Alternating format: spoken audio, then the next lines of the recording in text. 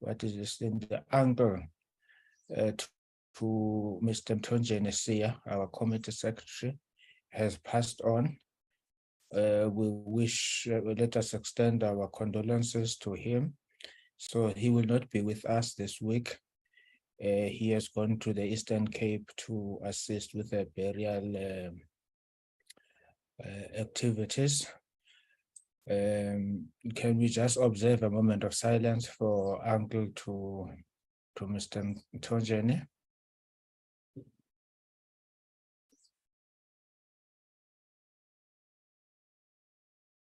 May his soul rest in peace. And then I also have the following apologies. The usual ones, Honorable Ngola and Honorable Janji. They are attending a Section 194 committee. And then Honorable Ramolubeng, she is in Limpopo. Even yesterday, she was in Limpopo. She is doing our committee work. We asked the members to do follow-up visit. So yesterday she was in Mosina. Today she's going to Thoyando and to Bulukwane to check progress that has been made since the last time we paid our oversight visit. We still encourage all other members to do the same, so that when this meeting sits with the Minister of Justice and Minister of Public Works, we would be able to confront them with all the developments since the last time we were there. And for instance, she was telling me that in Mosina, very few things have been done. So it will be important that we do those follow-up visits. So any other apologies, members? Honorable Mulder. Thank you, Honorable Chair. I just wanted to say that unfortunately I'm also engaged in the trading industry oversight in Limpopo at the moment, so my contributions will be limited. But if you will allow me, before the meeting start, I would just wish to address something that happened in the meeting yesterday, with your permission, when you see it fit. Okay, let's first conclude the apologies, and then we will give you that opportunity when we are done with the apologies. Are there any other apologies? Chair, it's Werner Ron speaking. It's not an apology, just to alert you that I am not in my hometown today. I'm visiting Sasolburg, where load shedding is due to start at 10, and seemingly then there's very little network coverage. So if at all possible, I will stay connected, but if not, please excuse me. So that will be noted, Honorable Horn. Thank you very much. Are we done with the apologies? Committee Secretary, do we have any other apologies? Good morning, Chair. There's none from my side. Thank you very much. I take it that we are done with the apologies. Let's move to the next item. Honorable Mulder. Thank you, Honorable Chair. I will be short. Honorable Chair, first let me thank you for the responsible manner in which you are conducting the meeting about a very sensitive issue, hate crimes bill. Well, it is on record that the Freedom Front Plus is actually of opinion that we are double legislating, but nevertheless, the Honorable Deputy Minister Jeffries made some comments yesterday during the meeting about the Freedom Front Plus constituency in a way that that really concerns me, because it actually, with respect, doesn't set the standard of the climate that proper climate that we should work in here. We are legislating for the future. In the years to come, not one of us will be here And whoever will be working with this legislation further must be able to do it responsibly. So there were some comments made about the Freedom Front Plus constituency yesterday, which I, with all honesty, don't think belong in a committee like this. And I would really ask and plead with the Honourable Deputy Minister to refrain of making comments like this. Thank you, Honourable Chair. Thank you very much, Honorable Mulder. There is some background noise. I'm not sure from who. Can you please mute so that you don't interfere with the proceedings of the speeching? Thank you very much, Honorable Mulder. Honorable Breitenbach. Thank you, Honourable Chair, and good morning to everybody. Yes, Chair, I would like to support the Honourable Mulder in his view. I think that just before we adjourned yesterday, the Deputy Minister made some unfortunate comments certainly about the DA, but more so about the Freedom Front Plus and its constituents. I think it's an abuse of the platform, and I would urge him to refrain from doing so in the future. Thank you. No, thank you very much, Honorable Breitenbach, for raising your concerns. Honorable Yako. Thank you very much, Chair. I just think I would like to understand exactly what the Deputy Minister said that rubbed the Freedom Front Plus the wrong way, as well as the DA to support that. I'm quite confused. Thank you very much, Honorable Yako. Honorable Swart. Yes, Chair. I also support my colleagues in this regard. What I think the challenge that we faced with is, whilst I don't have any objection to the DM engaging with us, but we, at the end of the day, are Parliament. It's our function to pass this bill. We are the department assists us, the DM assists us, but at the end of the day, the ongoing debates, and I suppose it's helpful to a certain regard, but the comments, we need to be very careful about the broad comments that we make. These are very sensitive issues, and I would urge that we mind our language and we are very careful about what we say. Thank you, Chair. Thank you very much, Honorable Swart. Honorable Maseko Chele. Thank you very much, Chair. Good morning, colleagues. I think I have the same view with Honorable Yaku. I would really want to also hear, Chair, exactly what was the comment, because earlier also I almost also responded myself when Honorable Melder was saying ANC, something like ANC is, but I might be quoting very not right, but the ANC like is dwelling on that issue of apartheid and all that. To me, I felt like he was not really, doesn't appreciate what apartheid has done to us, maybe some of us.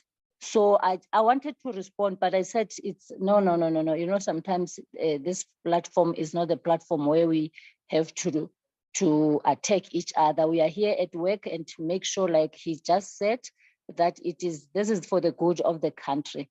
So we much as we understand each other that we are from different parties, but at the moment we are not here to score points. I would also want to to hear, Chair, exactly what the minister said, so that maybe all of us, we can be on the same page. Thank you.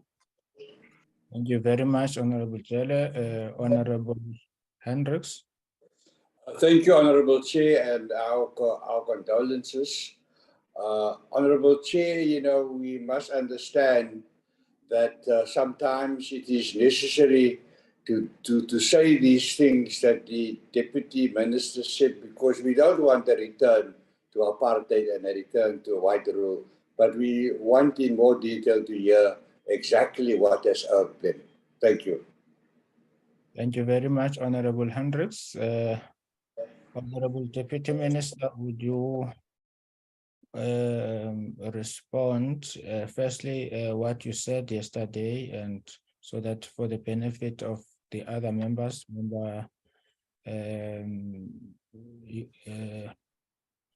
Chair, if I can, just with Honourable Yako's point supported for Maseko Jele, I'd also like to know what was it specifically that took offence, that Mr. Mulder took offence to, that Ms. Breitenbach took offence to. So is it possible to hear from them what it is? Let me start with Honourable Mulder. Thank you, Honourable Chair. As I said, that my ability to contribute is limited, and once I've finished, I would ask, with your permission, that Honourable Breitenbach maybe elaborate on it. But I don't know what the Deputy Minister, what caused that you would react in such a manner, but I was merely using the struggle as an example. We are not, the previous speaker is quite right that we're not doing political grandstanding. It's not about politics. This is about an act and legislation. And we are legislating for the future to prevent that certain things that happened in the past happen again. Sorry, Honourable Mulder. There is this noise that is bothering us here. I can't see from here. Who is this? Sorry, Chair. If the noise is from my side, that I would like to ask Honourable Breitenbach to continue if you can't hear me properly. Thank you, Chair. Okay. Honourable Breitenbach. Chair, I'm happy to continue, but I see Honourable Maseko Jele and Honourable Horn's hands are up, so maybe you want to take them first. No, this is the old hand. My apologies, Chair. Thank you very much, Honourable Breitenbach. Thank you, Chair. Honourable Horn's hands up. Let him speak first before I have a second bout. Thank you very much. But I think it would be important that we move towards concluding this matter. Honourable Horn. Yes, thank you, Chair. I'm perfectly willing to I want to say wait for the Honourable Breitenbach. But I just wanted from my side to say, yeah, sometimes life is slightly ironic in the sense that the Honourable Maseko Jele this morning reminded us of the pain of apartheid, which is of course very much relevant still today in South Africa. Nobody is denying that.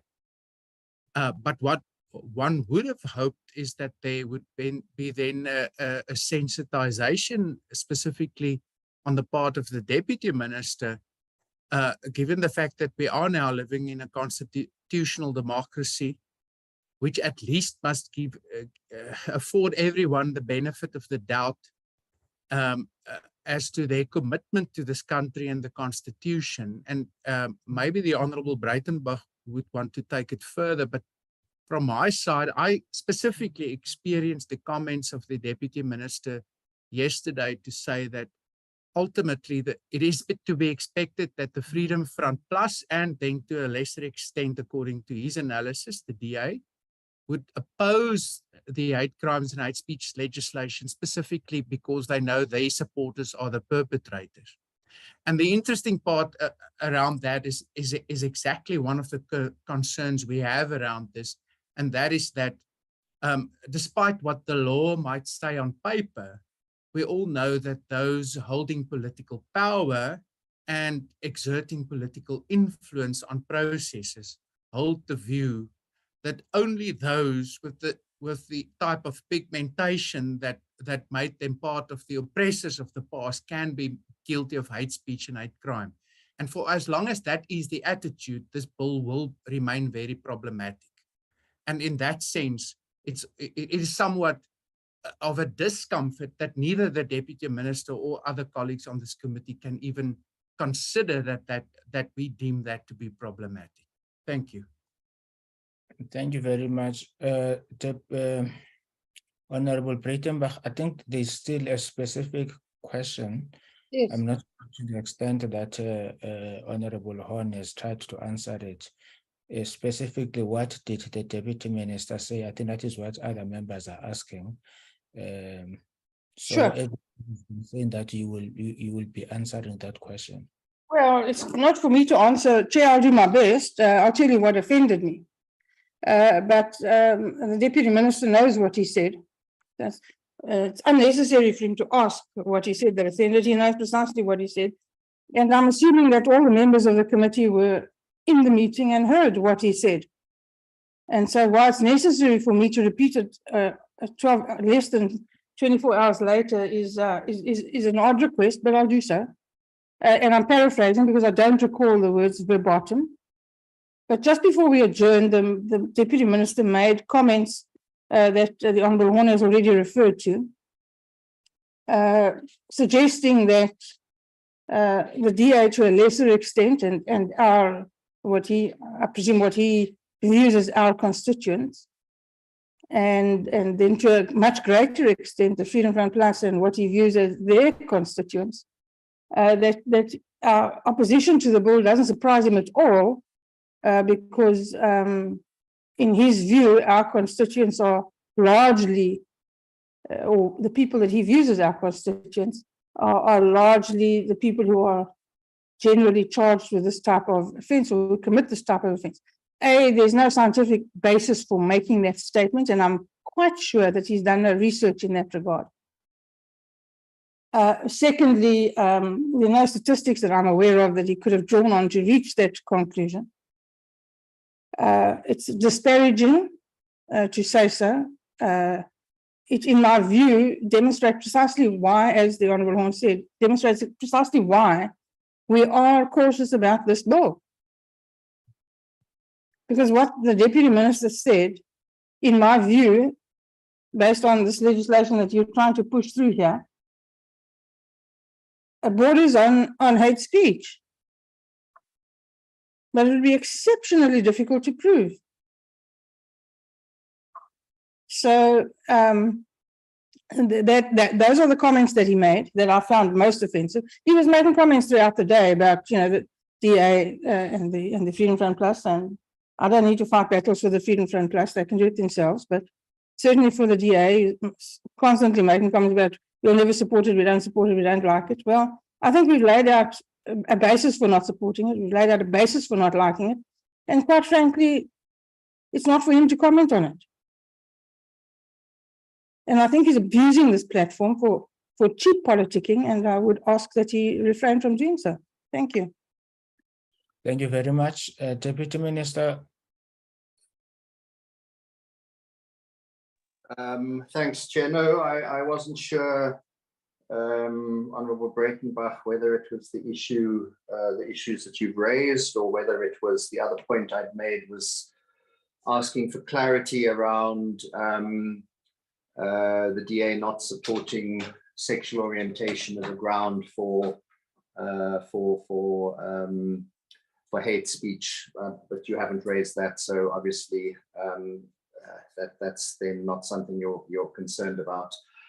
Chair, I don't want to delay the committee, but just to point out that this is a political process and I'm a politician. I'm not here as a member of the Department of Justice, as an official. I'm a deputy minister for the African National Congress, which has political objectives it wants to achieve with the bill. So I do get involved in politics. On the issue of Mr. Mulder, I responded to a number of points he'd raised relating to consumer boycotts in the apartheid period. He didn't say so directly, but that's what I think he was referring to. I made the comment that, look, we have a problem of racism in South Africa. Unfortunately, yes, I haven't done research, Honourable Breitenbach, but in the media, it is very often people white Afrikaners who are perceived to be the perpetrators. That doesn't mean that all white Afrikaners share these views, but I think it's also known that white Afrikaners generally support the Freedom Front Plus. And what I was trying to make was to say, look, even the white Afrikaners can benefit from this bill if people start casting aspersions on them as a group. And that, I remember, the point was that I made. But Chair, from for the sake of going forward, well, as I said, it's difficult. This is a political process. I'm not here as a bureaucrat, as a functionary. I'm here explaining a process from the executive on the bill, but I will try and be more restrained. The thing that I did say yesterday, which I regretted, was I did cast some broader aspersions on Honourable Horn over the issue of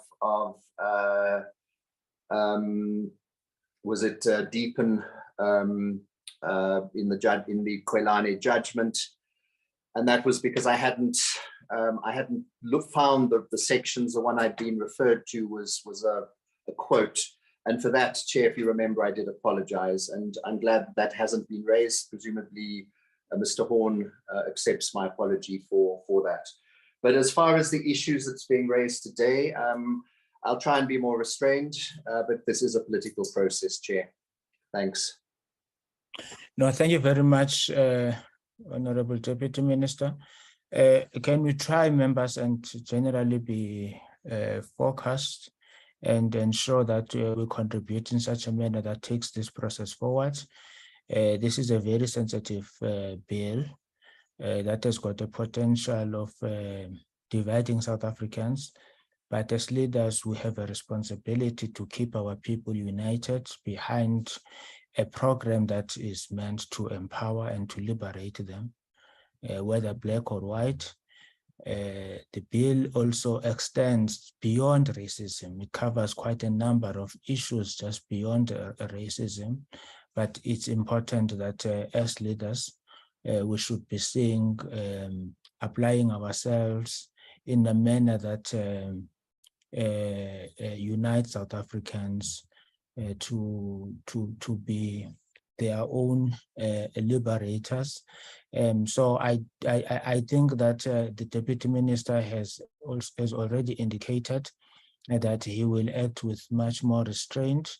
I do suggest that we proceed, and that does not only apply to him, it applies to all of us, that when we deal with this, I mean, this has been a cornerstone of this committee, that when we deal with work, we really try to apply ourselves to the best of our ability and ensuring that we've got a project of building a united, non-racial, democratic South Africa.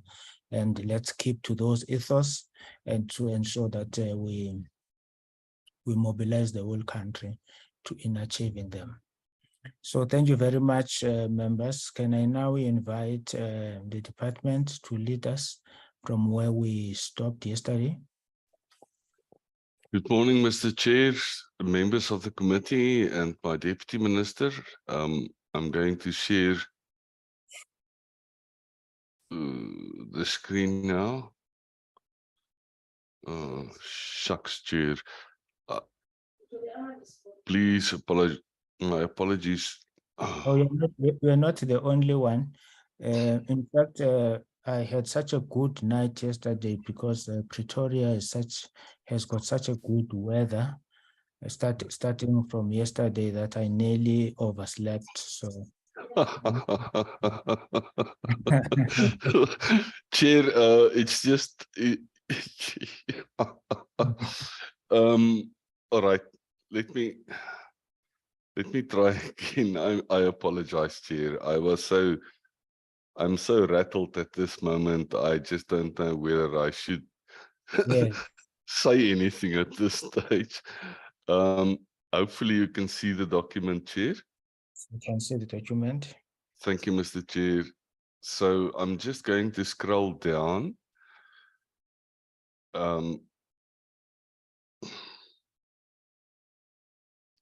And I think we reached the stage where clause 5 should be considered by the committee.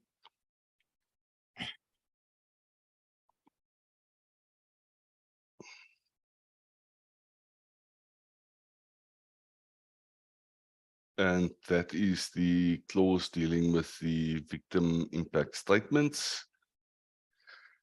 Not much to point out to the committee. The proposed amendments have been indicated to the committee previously. And then I think we need to maybe pause at penalties and orders, and specifically the whole issue of the 8-year imprisonment.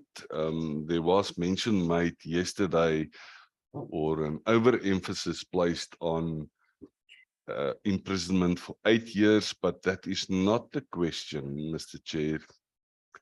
The court will, or a court will have the discretion to either impose a fine or imprisonment for a period not exceeding 8 years. I do not think it's correct to say, or outright say, that a person who commits whichever crime should be sentenced to 8 years imprisonment. So I'm going to pause here, Chair. That's true. Members, are there any comments or any takers? Honorable Mr. Kochele, followed by Honorable Swart.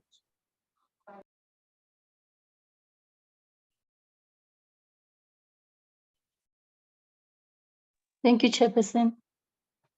Chair, I think I'm going to opt for option 2, Chairperson. Option 2. Yes. Okay. Honorable Swart.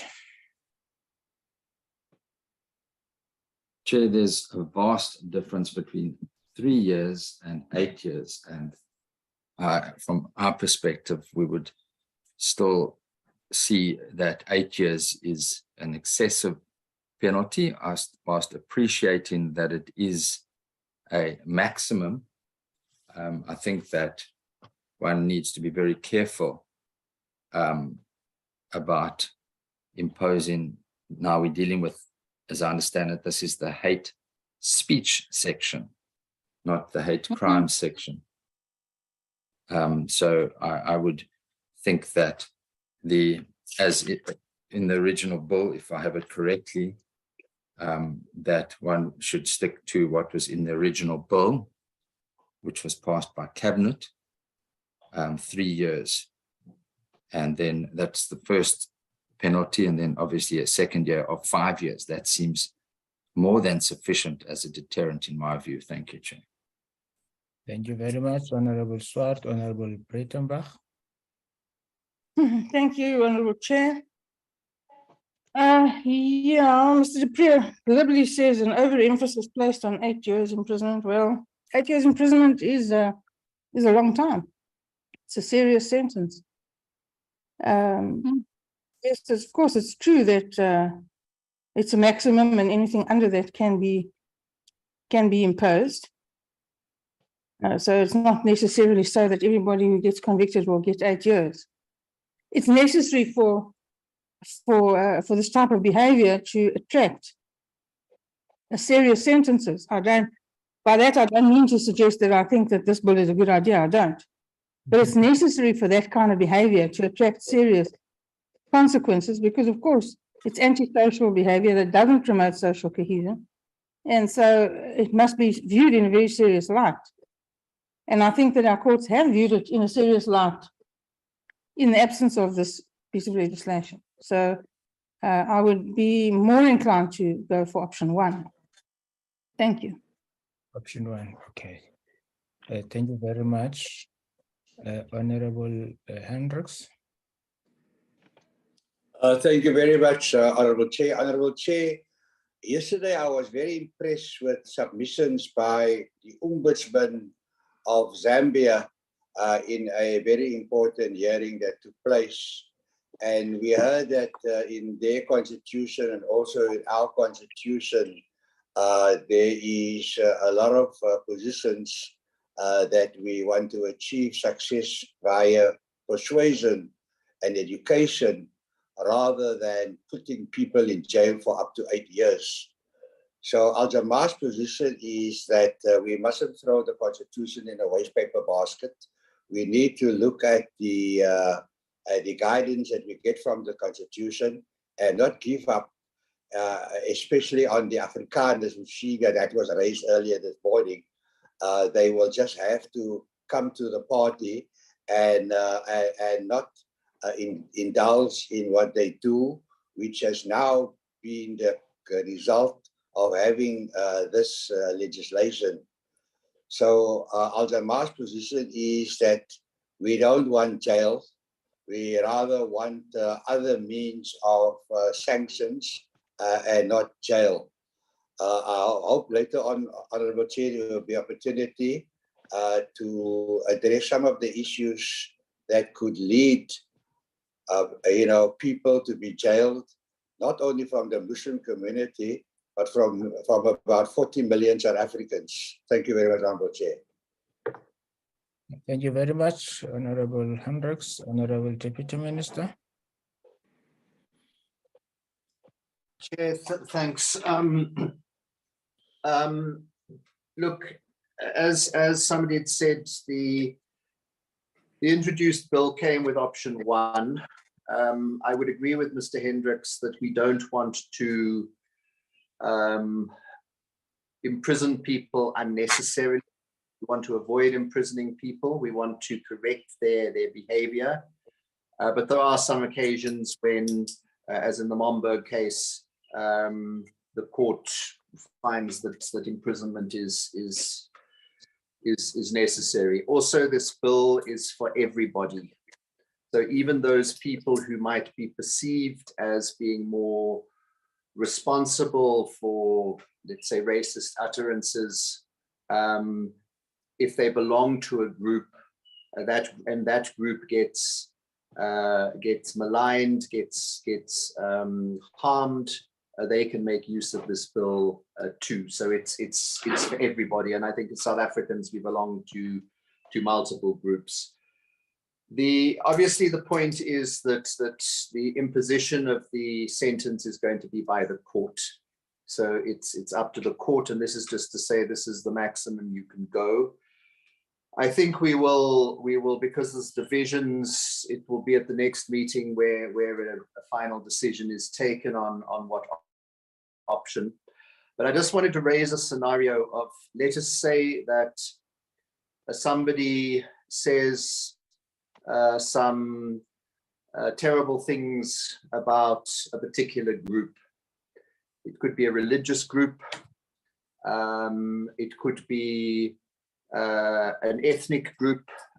It could be foreign nationals or a particular kind of foreign national, Malawians, people from Lesotho. And what they've said is actually not sufficient. And shortly after that statement is made, there's an attack on that group and considerable damage is caused. There's considerable loss of life of members of that group. There's not enough evidence to charge the person who made these utterances, these utterances to charge them with incitement, but it would clearly be, although it's not actually directly incitement, a contributing factor that that caused the death and the destruction of members of this group. What kind of, in this hypothetical case, what kind of sentence should that person be given? Is 3 years, is 5 years enough? I'm just raising that as a question. Let's say they caused, that there was considerable harm caused. So I'm just raising that as a question for members to think about, Chair. I'm not taking a position on one or the other. I think it's something we're going to have to come back to in deciding which option. Thanks, Chair. Thank you very much, Deputy Minister. Honorable Masakwa. Thank you very much, Chair. I just want to say and persuade the committee that we must look at this matter very serious with the intensity it has got, Chair. The community outside there is looking on us, how we deal with these issues, especially this one. Because I could see that my colleagues are only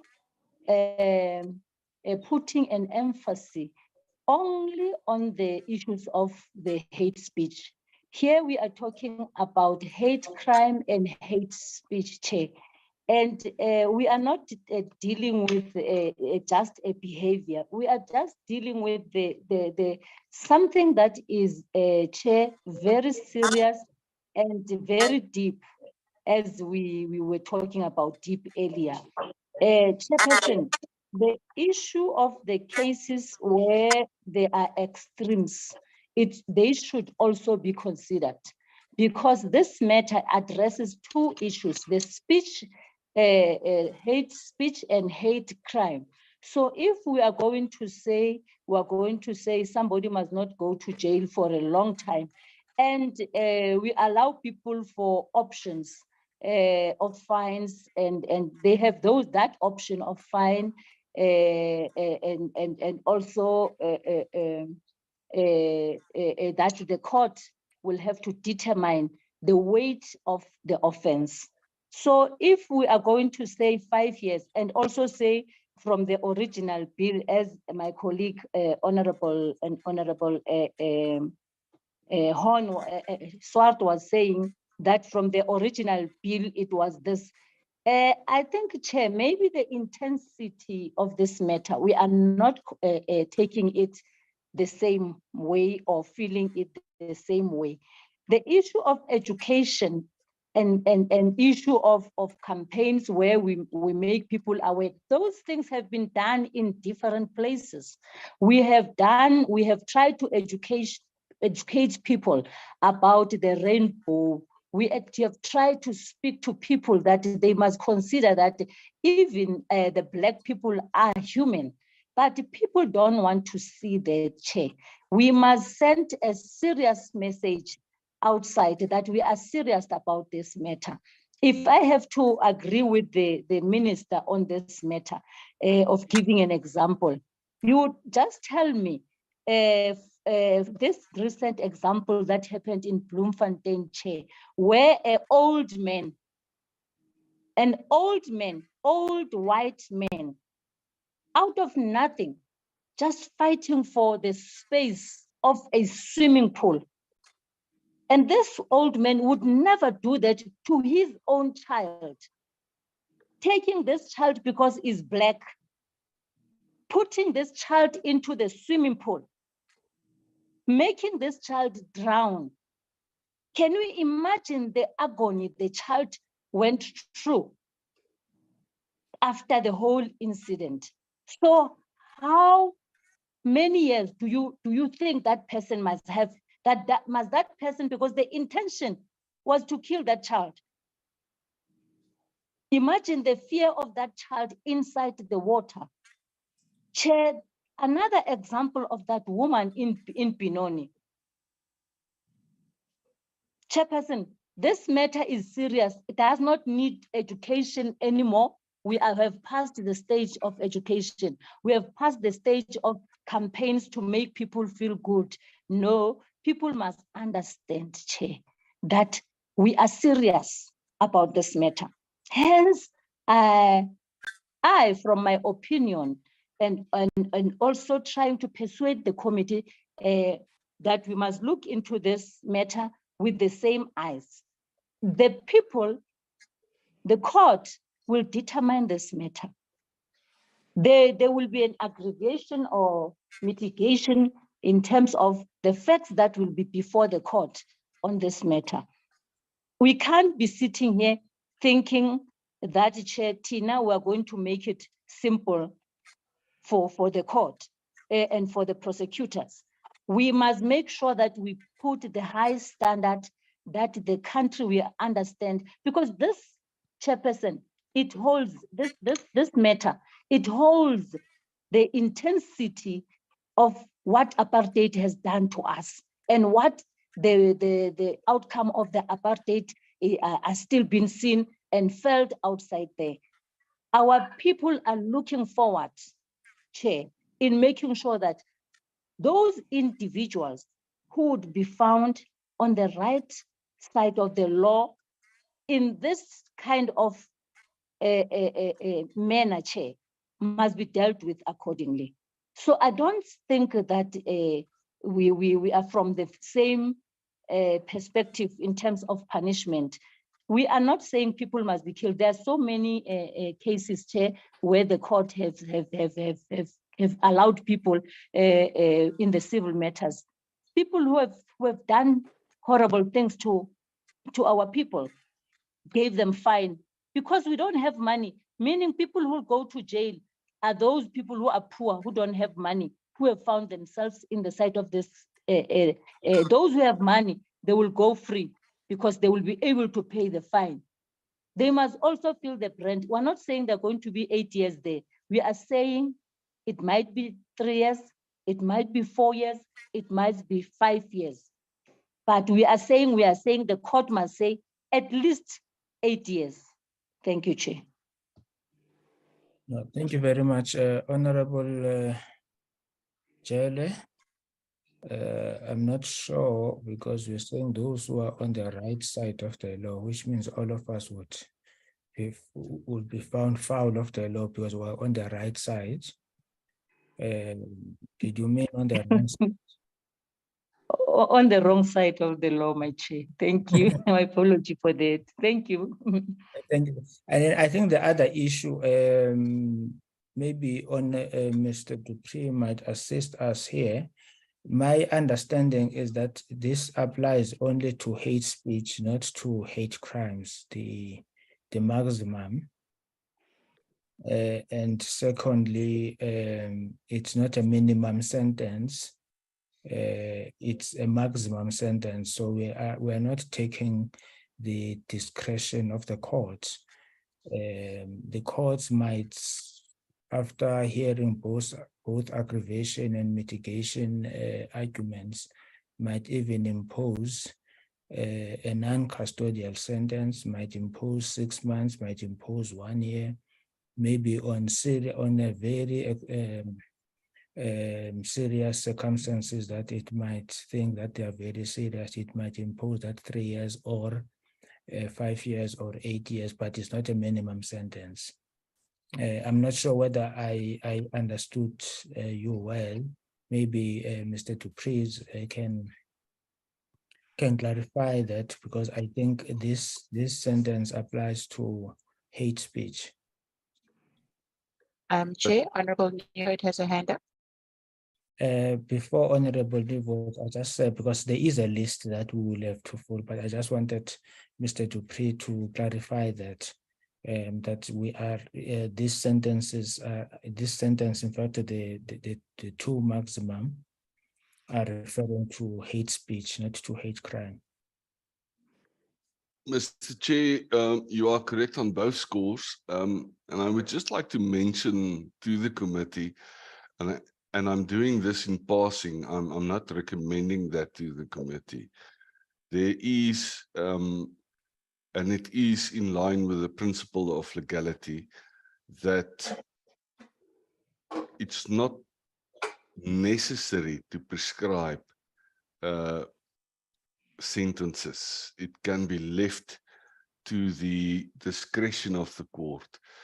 So, and the classic example is in the Sexual Offences Act, where you simply say that if a person has been convicted of an offense referred to in Section 4, which is the hate speech provision, then it is left to the discretion of the court to impose an appropriate sentence. So there might be a third option, but I'll leave it to the discretion of the committee. Thank you, Chair.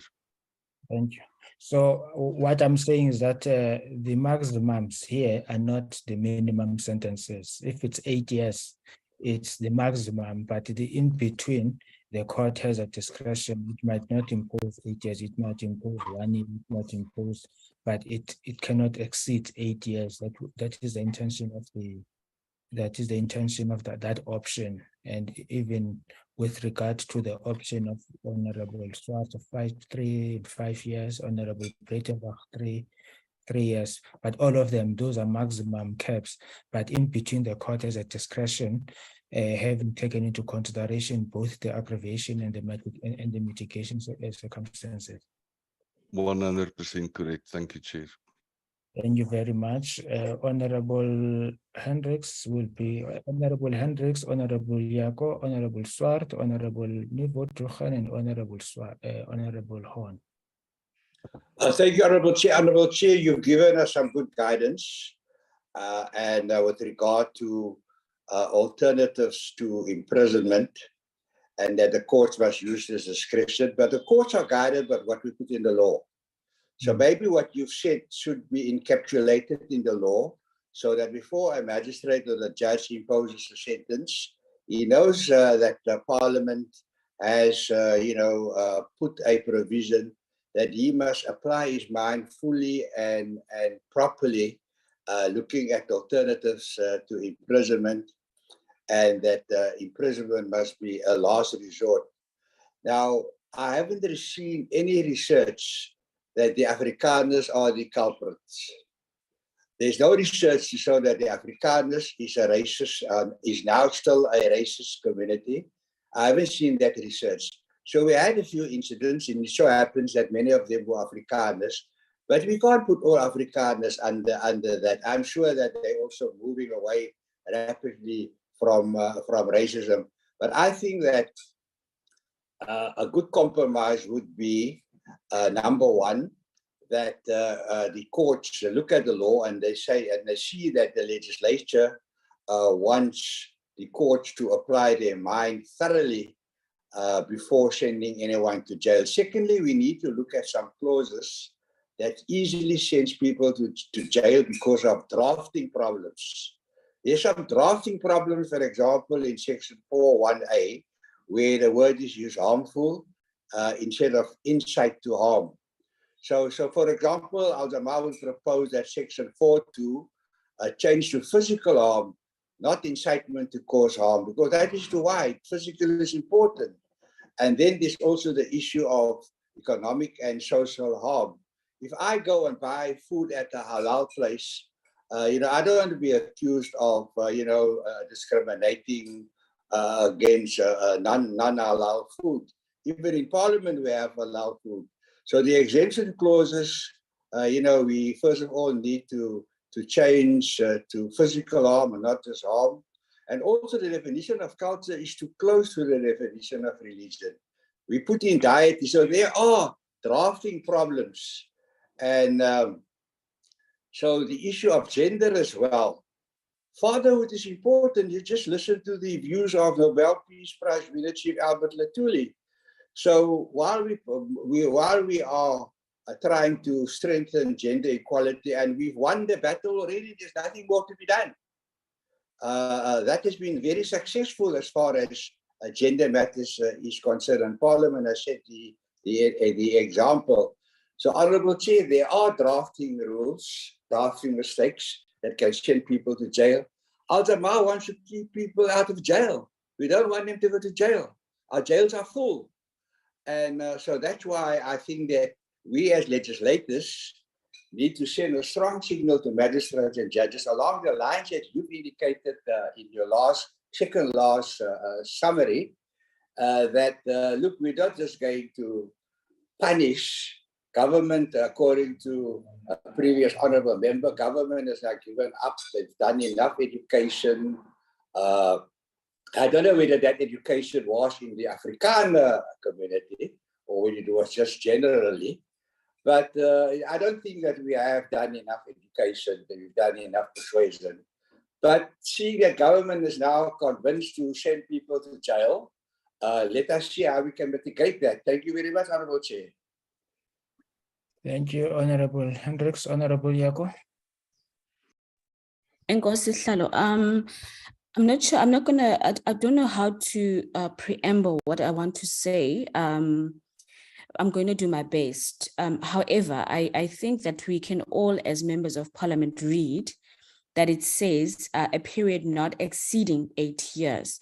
And I don't think we should minimize that period because it's hate speech versus hate crime.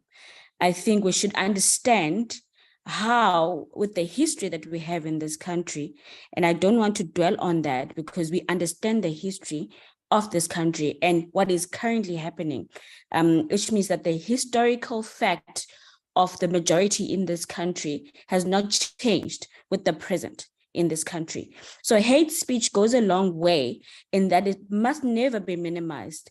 We understand that we have kids or children who go to schools that are predominantly white, predominantly Afrikaans, who are prejudiced against them. So what is said by a teacher to you does affect you mentally for a long time. So we should never minimize how hate speech impacts one mentally, physically, and otherwise.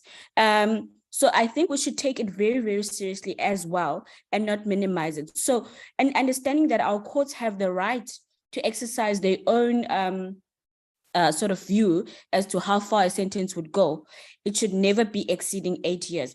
I think the 8 years is fine, but also understanding that this does not account to a political statement, which is what I am making now.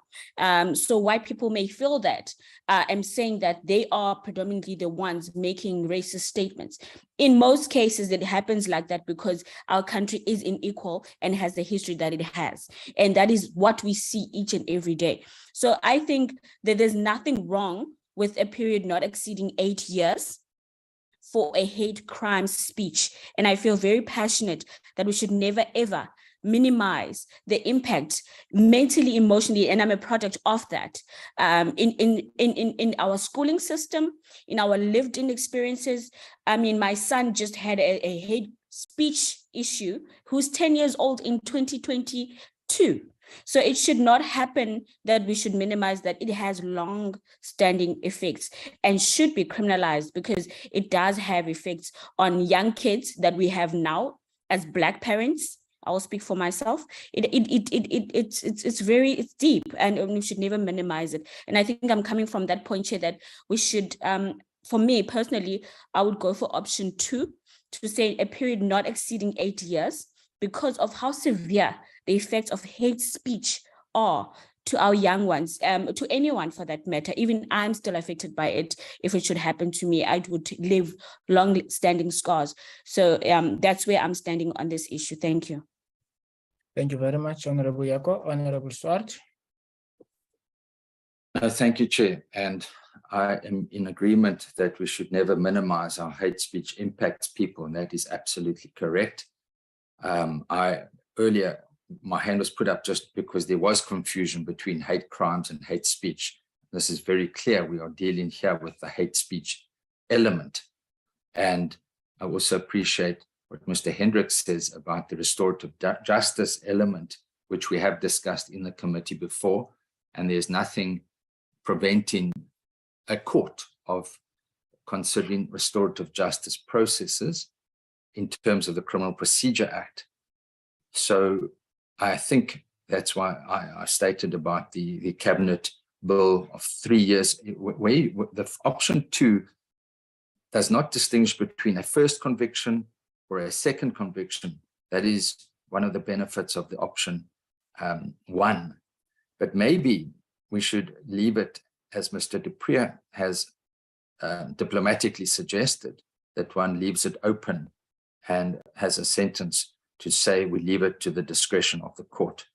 But I think I just wanted to emphasize the point that we are dealing with hate speech here. And I think the examples that were given largely relate to hate crimes, which is dealt with for, in the beginning, 6.1 and 6.2, where there are minimum sentences and it is very severe. Hate crimes is very severe, and we support that. We also support where a person is found guilty of hate speech, there is the possibility of imprisonment or a fine as set out in option 1. Thank you, Chair. Thank you, Honorable Swartz. Honorable Nivo Tuhan.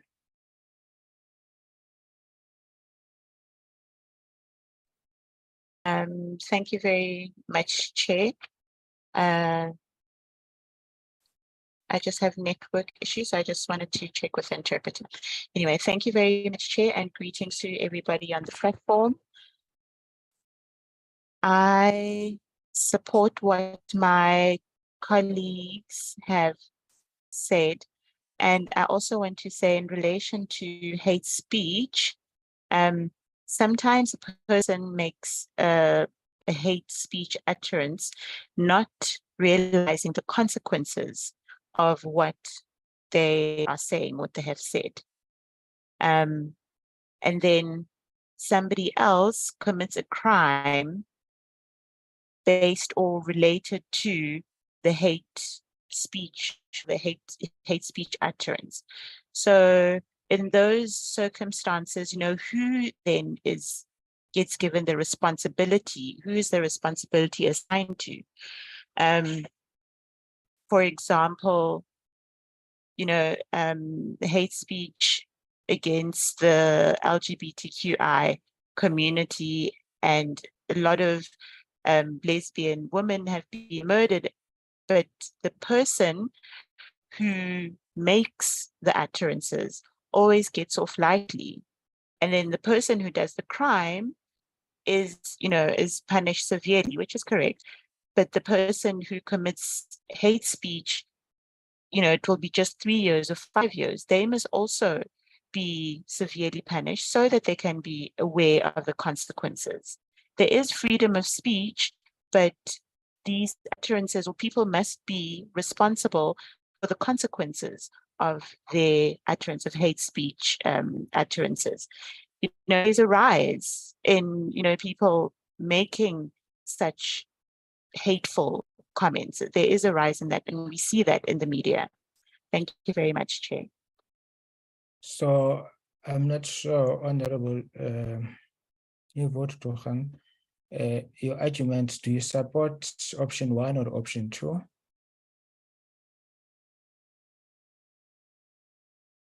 Option 2, Chair. Thank you very Option much. 2. Thank you very much. Honorable Horn.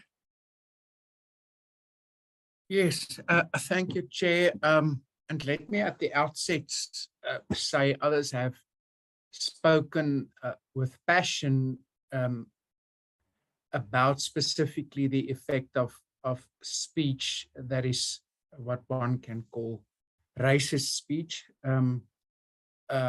And of course, as the Honorable Jaco has also said, given our specific history as a country, we can never turn a blind eye to that.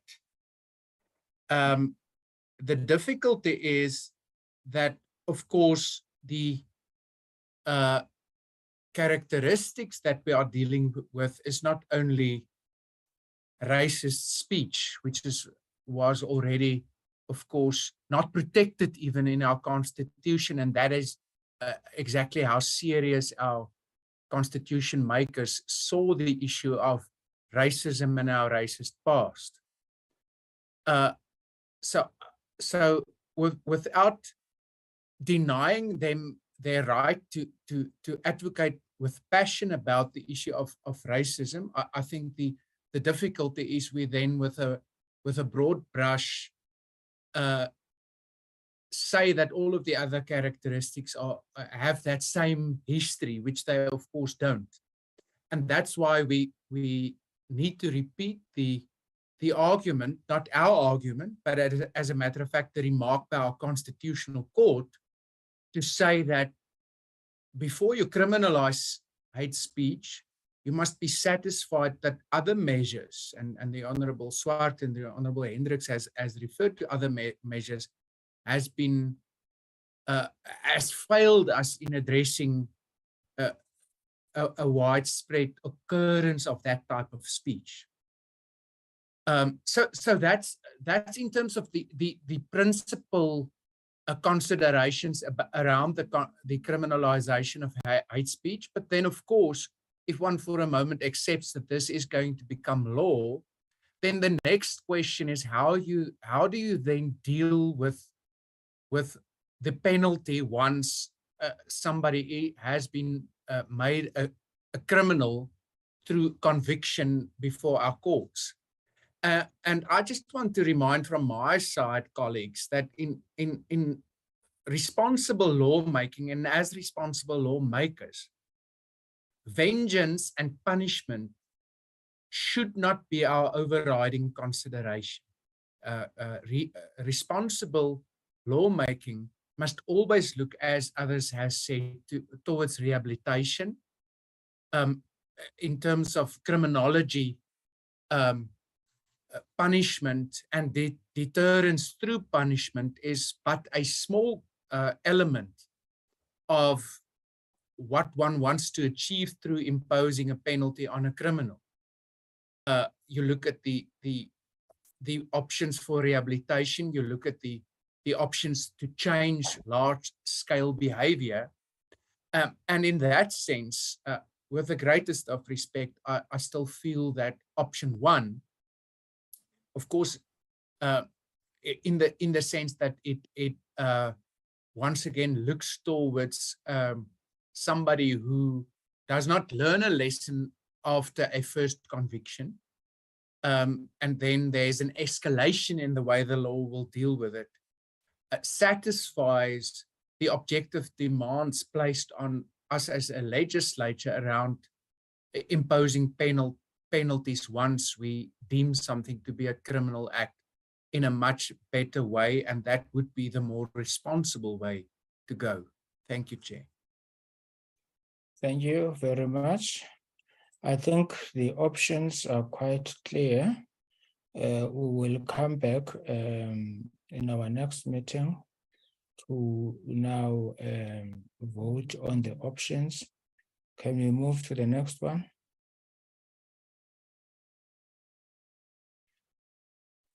Thank you, Mr. Chair.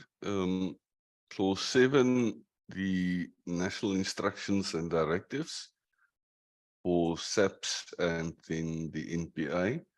As we have explained yesterday, it is to ensure consistency in application of the bill throughout the country.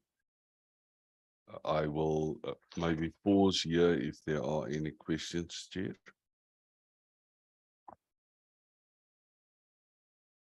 No, there are no questions. Proceed.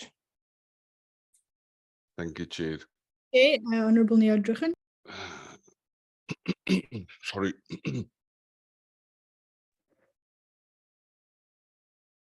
Can I continue, Chair? Please continue. Okay, sorry. Mr. Dupree, yesterday I asked about the word withdraw or discontinue. And I think the reason why I brought it up is that sometimes cases are withdrawn, and that was my concern, because sometimes you mentioned, I think yesterday, the sexual offences. But, you know, sometimes cases like those are even withdrawn and it doesn't carry on. So I'm just concerned that hate crimes and hate speech, some people might withdraw from the process. So I'm not sure if the word, I'm not sure of the meaning of the words withdraw and or discontinue. So I just needed some clarity on that in the context. Mr. Dupree. Thank you, Mr. Chair. Yes, the criticism when the sexual offences bill was promoted in Parliament was that you sometimes get the position where a police officer at a police station decides not to proceed with an investigation, or that a case is too easily withdrawn. So the The intention with this provision is to provide the National Commissioner of SAPS and, of course, the NDPP with the power to provide guidance to the officials or the police officers on the one side and the prosecutors on the other side to make sure that if they do have a prima facie case, that it must be prosecuted. I don't know whether I've explained that to the satisfaction of the committee. Thank you, Chair. I am clear. Thank you, Chair. Thank you very much, Honorable Nebotohan. Thank you very much, Mr. Dupree. You can proceed. Thank you, Chair. Then, with regard to the reporting on the implementation of the Act, yes, there's not much to say there. I trust that the committee members have had a proper look at this portion of the bill. And then clause 9 as well didn't attract that much attention. It's merely consequential amendments proposed there. The regulations, we do have the two options, Mr. Chair. The first option or the one option is for the draft regulations to be submitted to Parliament for approval 60 days prior to publication thereof in the Gazette. And then option 2 merely proposes that the regulations should just come into effect when they are available, which is the option which from the department's side, if I may say so, we would prefer. Don't know whether I should pause here, Chair.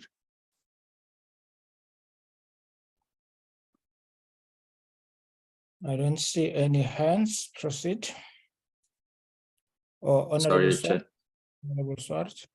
No, Chair, we had a lengthy discussion around this, and in view of the sensitivities and contentiousness around particularly the hate speech elements, I think it is very important for us as Parliament to look at the regulations. There are a lot of the empowering provision allows for the executive to make a number of or suggest a number of regulations that I think it is incumbent upon Parliament to look at. And I think there is under B, there is the response to the concerns of Parliament being delaying in considering the gazettes.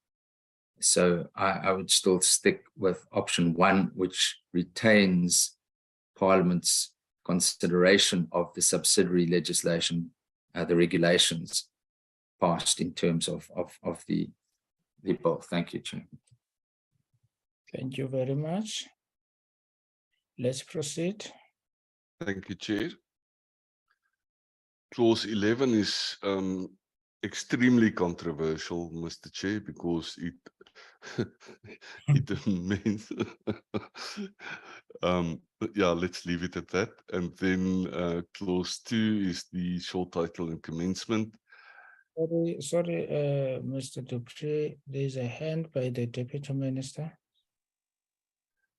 Chair, thanks. Sorry, Mr. Dupree. I just wanted, as Mr. Dupree said, this option 2 comes going back to, what is it, clause 2, 10.2.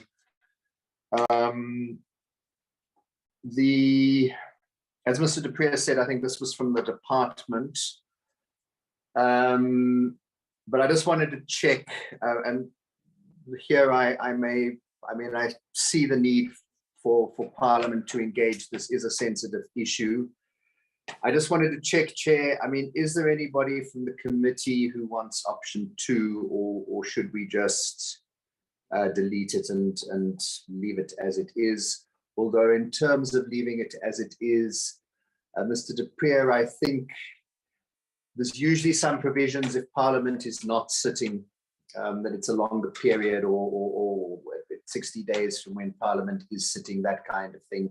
That may need to be included under 2. But Chair, given that this didn't come from the committee, option 2, can I ask through you if anybody wants option 2 or we should just delete it? Sorry, Mr. De Beer.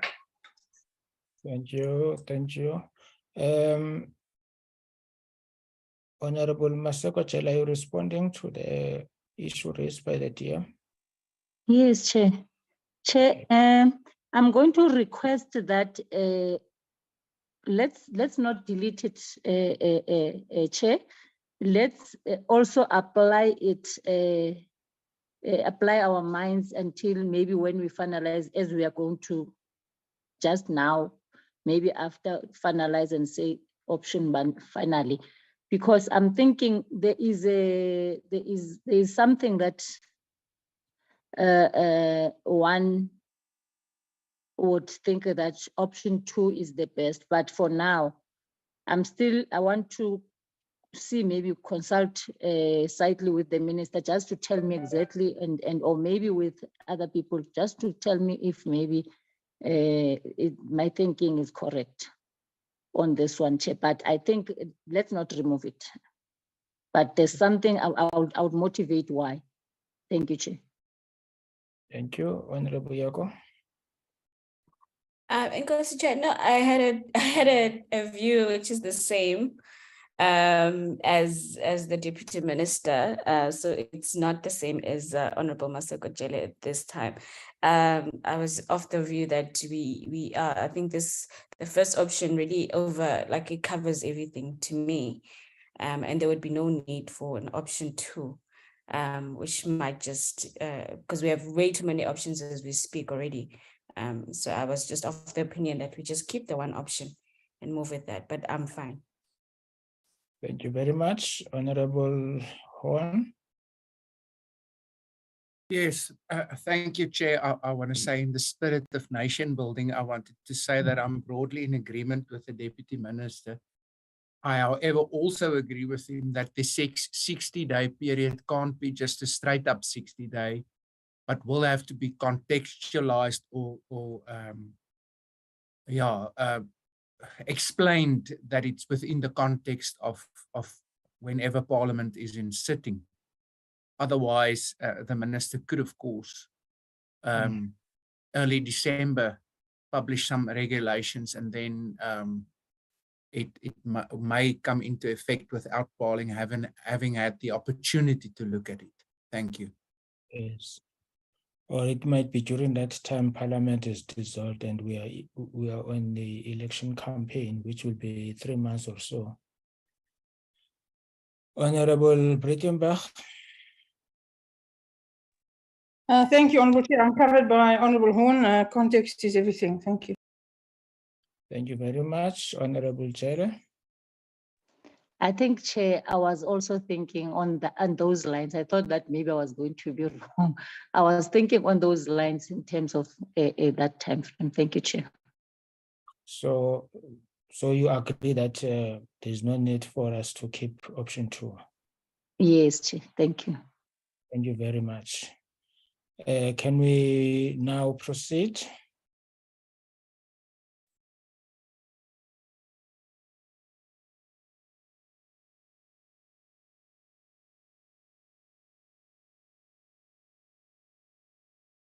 Mr. Chair, before we proceed, I would like to ask a question to the committee. And I know it's not my space to do that, but I would like to maybe just be informed or enlightened or educated. If you, as a legislature, assign subordinate legislative power to the minister, why should the minister come back to you as a legislature for approval of him or her or they having prepared subordinate legislation? Thank you, Chair. Thank you very much. But I think it has also been a trend now, even in the English law, that a legislature still retains the right, if it has delegated subordinate legislation, to have an in fact, to have a process whether they would like to approve that those regulations or not to approve them. Because sometimes, for instance, if you look at how the cannabis bill is crafted, there is an enabling clause which enables the legislature to draft, in fact, which enables the executive to draft a lot of regulations. So that power unchecked might be problematic at some point. So the legislature still wants to do its final oversight to ensure that the subordinate legislation passed is still in line with what the legislature intended it to be. Thank you, Chair. Thank you. I think Honorable Horn, you want to respond, and Honorable Yago and Honorable Jelle. Maybe let me start with Honorable Jelle. Oh, Chair, it's an old hand. Thank you, Chair. An old hand, Honorable Swart, Honorable Horn. Oh, thank you, Chair. In addition to what you have said, I think what we and the department need to carefully consider is, of course, a number of cases now where the manner in which the power to make regulations in terms of which has been afforded to the executive in terms of legislation has been struck down as unconstitutional, with our courts declaring that Parliament cannot delegate the legislative making functions and duties it has to the executive, and that only in the event where regulations are purely administrative in nature can it be considered to ultimately be implemented or promulgated without the oversight, as you say, of Parliament. So I agree with you that both in terms of other jurisdictions, but specifically in terms of the manner in which our courts have of late looked at it, there is actually a duty on Parliament to guard carefully about the oversight it must exercise when regulations are made. Thanks. Thank you very much, Honorable Horn. Mr. Dupree, I think that clarifies your question. Chair, thank you very much. Yes, I've always wondered about this one. Thank you for the response, and thank you for indulging me to ask that question. Now, with regard to clause 11, the most controversial clause in the bill. Okay. And then especially clause 12, extremely controversial. Extremely controversial. In fact, for clause 12, I would invite Honorable Mulder, Honorable Breitenbach, Honorable Horn, Honorable Swart, Honorable Deputy Minister to make comments, because it's a very controversial clause. Yes, Chair, I can see the date is wrong there. I think it must be 2033. 2033. I would be 70 that time. No, thank you very much. Let's proceed, Mr. Dupree. Chair, Swart, yeah. Honorable Swart. No, just on 11, whilst I appreciate we are nearing the end, but I mean, the schedules are quite extensive. I'm not expecting us to go through each of the schedules because they seem to be consequential changes in the other pieces of legislation, such as the Criminal Procedure Act. But I think whilst we've been dealing with the whole bill, it's important to consider the fact that should this bill be passed, that there will be those consequential acts. And I think Mr. Dupree at one stage referred to the law of evidence In this example, you would then have amendments to the Criminal Procedure Act, etc., etc. So it is something for us to also consider, which we probably have done before, whether there is anything. I've had a brief glance through it. I don't see any major issues, but the schedules are quite extensive. So Chair, just I think it's important for us to note that. And then just should we be finished having gone through the bill, I think there were one or two outstanding issues under 4.1 that we might want to consider before we go back, and that related to the questions around the exemptions. And may I, at an opportune moment, then raise those with the committee as well. Thank you, Chair.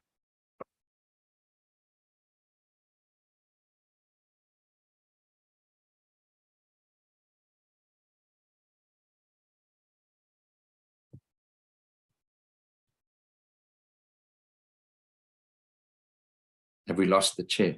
Chair is muted.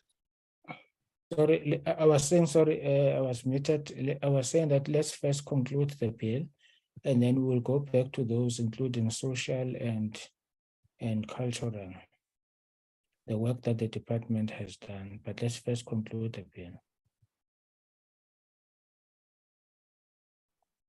Thank you, Chair. Yes, Mr. Chair, the proposed amendments to the Criminal Procedure Act, as they are flagged for you now, are merely consequential with reference to the proposed amendment of Section 18 of the Criminal Procedure Act. We need to bring it in line with the amended version of Section 18, because you would remember that as a result of a Constitutional Court judgment, the Section 18 has been amended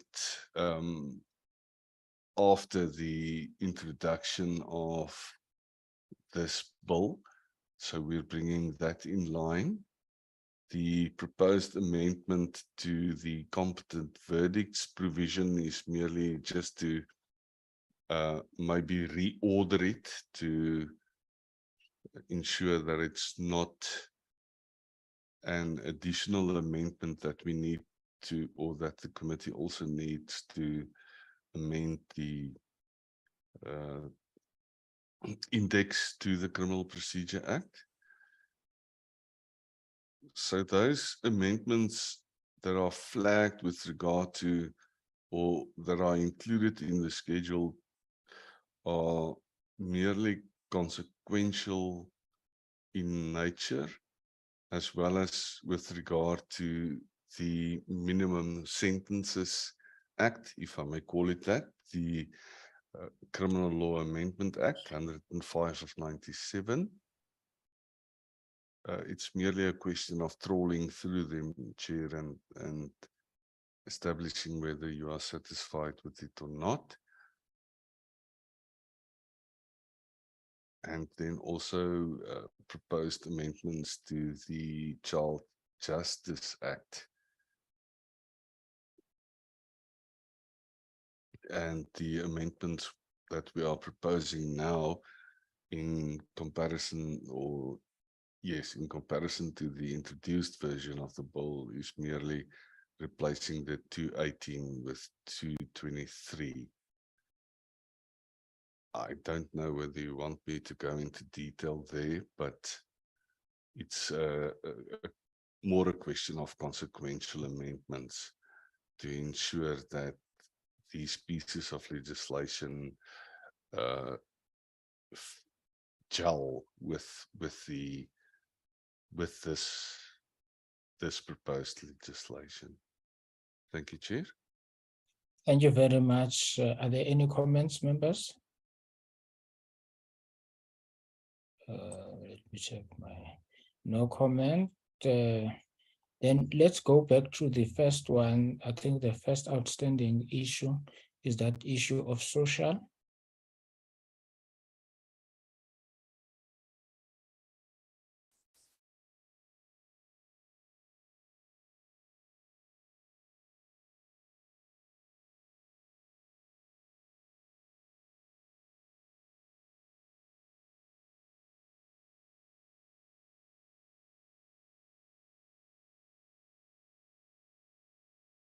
Sorry, Chair, just give me some guidance. Do you want to look at the proposed definition of social, or do you want to look at the definitions, proposed definitions of harm? I think Chair? it's harm. Chair?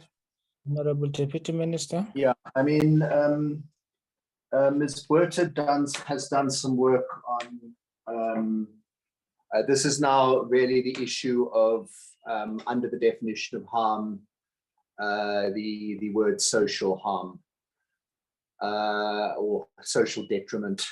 Ms. Buerta had done some work. I don't know if that's been sent to the committee. That is since yesterday. So to Ms. Pillay, Mr. Dupree, whether should she not go just through that? And then there is a proposal on a definition that we are working towards. So I just thought we should brief you on that too. Okay, no, maybe let's do that, but can I suggest a 10 minutes tea break before we start with that intense work?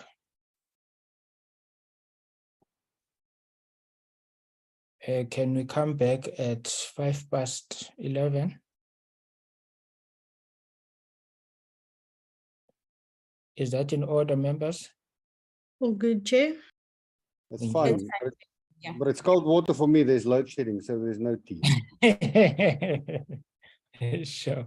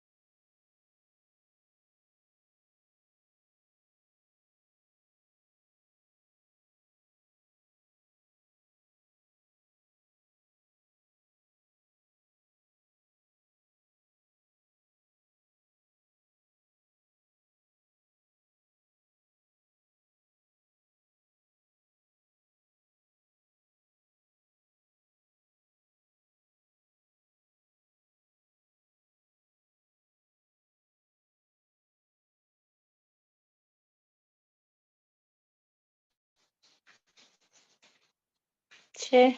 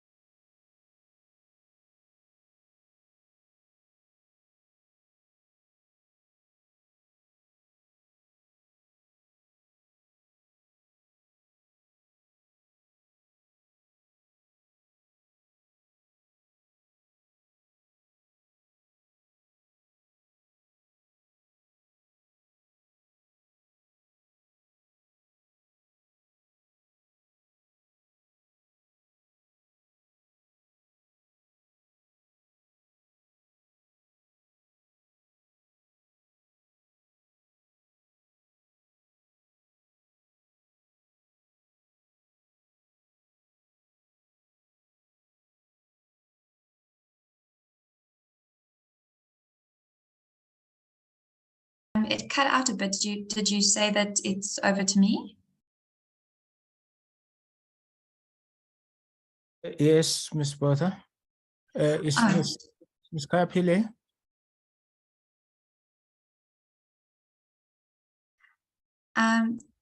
Thanks, Chair. My DDG is now online and audible. Okay, over to you, DDG.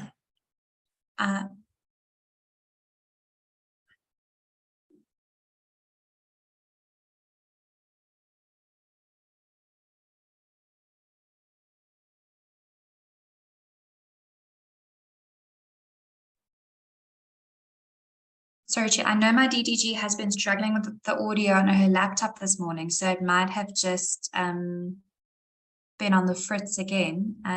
But I would be happy to take the committee through the document which the DM referenced that I had worked on social in the context of the definition of harm. If I could proceed.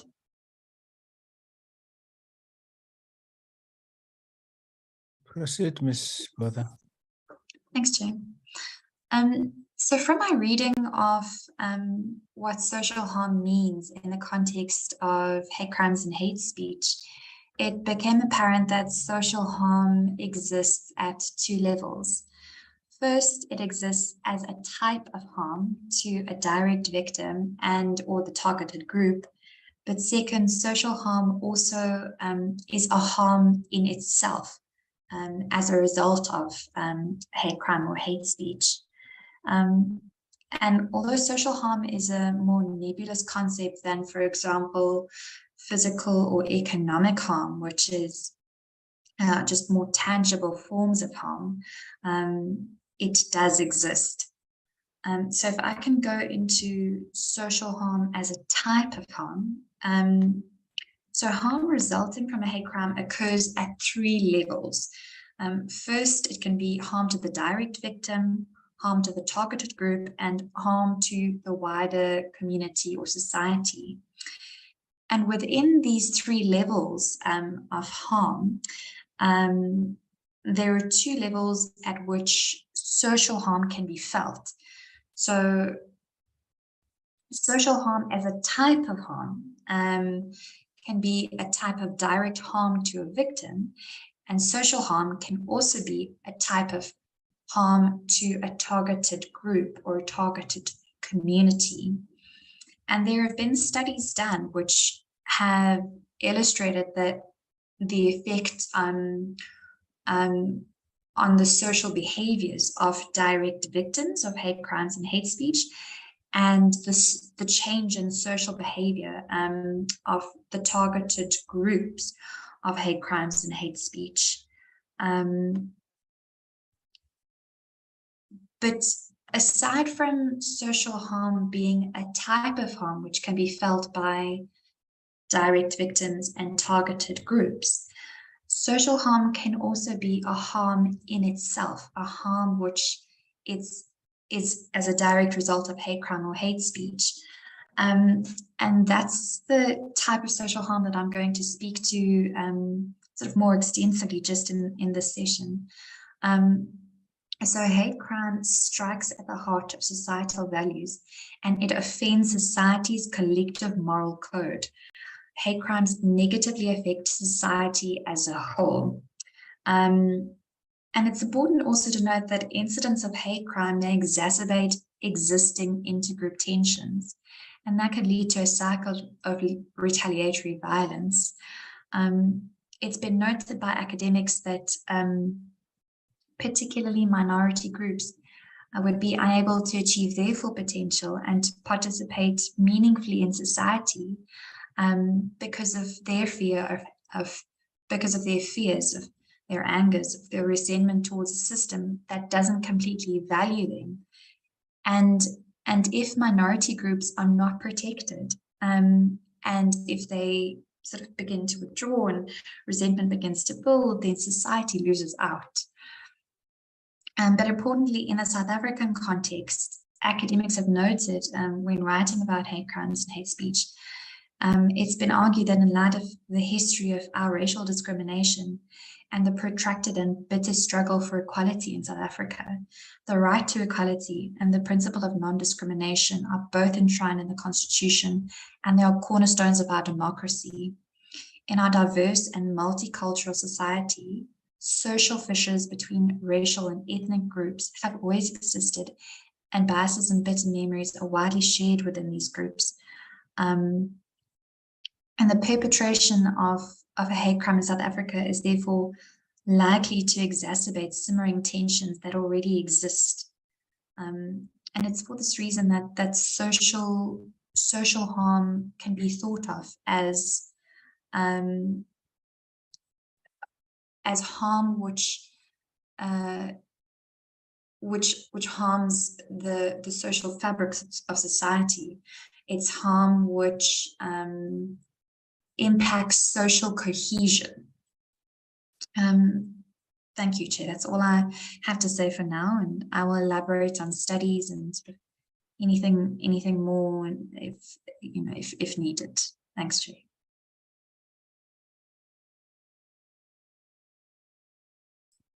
Thank you, Ms. Botha. Are there any takers?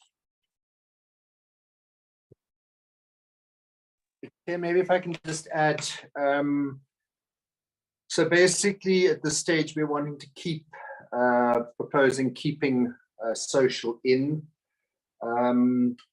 but basically putting in changing the definition of social harm. The reference made in Human Rights Commission versus Kumalo was about it being harm to social cohesion in South African society. So without having a specific wording as yet, it would be something along those lines. So just to give the complete picture. Thanks, Chair.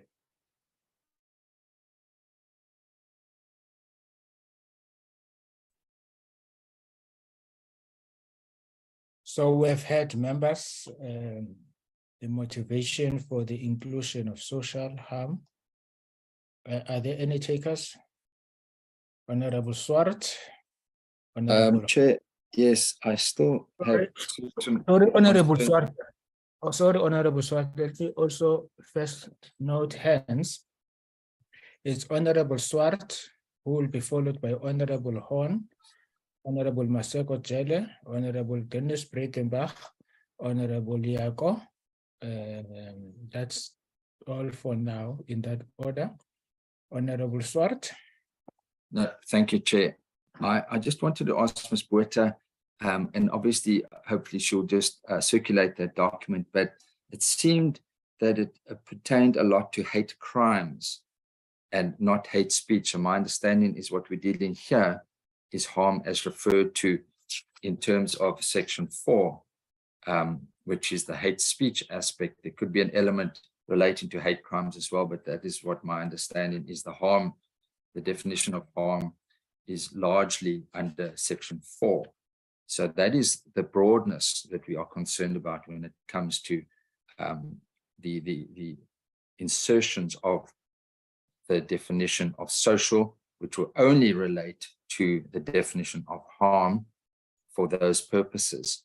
So that the concern is still there, the broadness of the application of the concept. Maybe one should look at what is the proposal, but I still have concerns. And is it then accepted from, or are we then in agreement that culture is no longer going to apply at all? That was the other suggestion yesterday. So thank you for that, Chair. Thank you. I thought, Honorable Swart, that we had agreed yesterday that there has not been enough motivation for culture. Yes. That was supposed to have been worked on by the department was the issue of social, which Yes.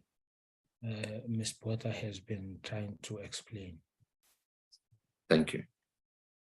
Thank you very much, Honorable Horn. Thank you, Chair. Yes, of course, upon further reflection, and I think the last interaction between yourself and the Honorable Swart in that regard has been very important. It is, of course, so that once cultural is not there anymore, then it would make more sense to have social harm possibly included, given the fact that there's quite clearly in terms of the draft definition some overlap.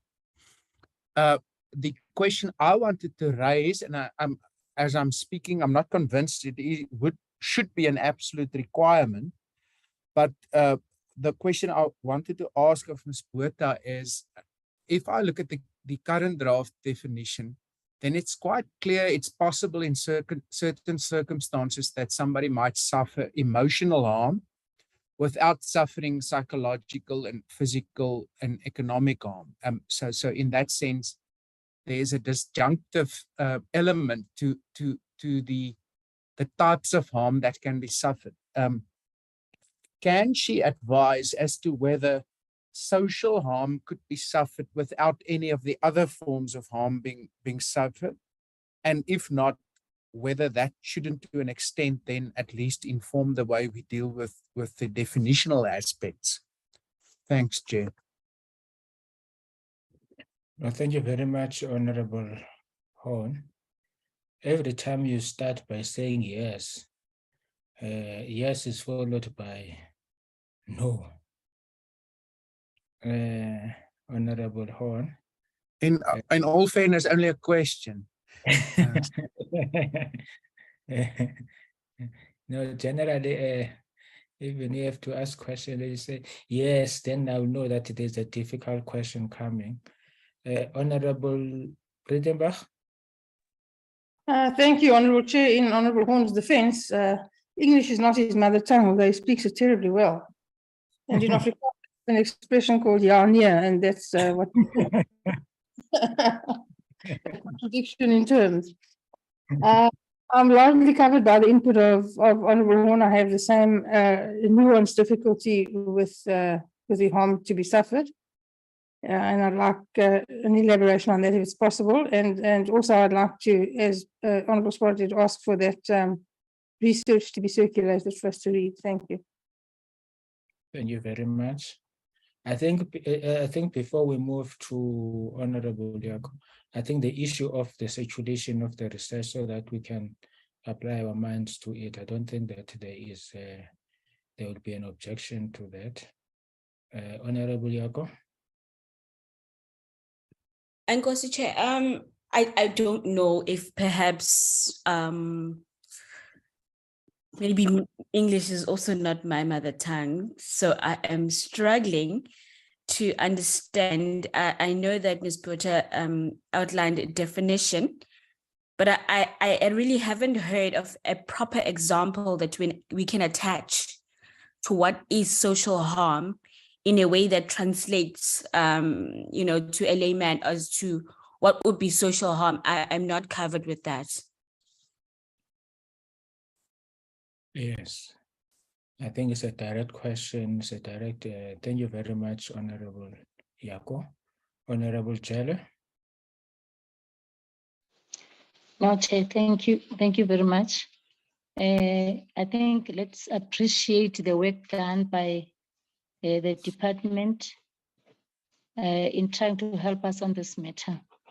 I think it has really opened our mind to the fact that it is broad in a sense that it allows us to cover many areas socially that can be impacted by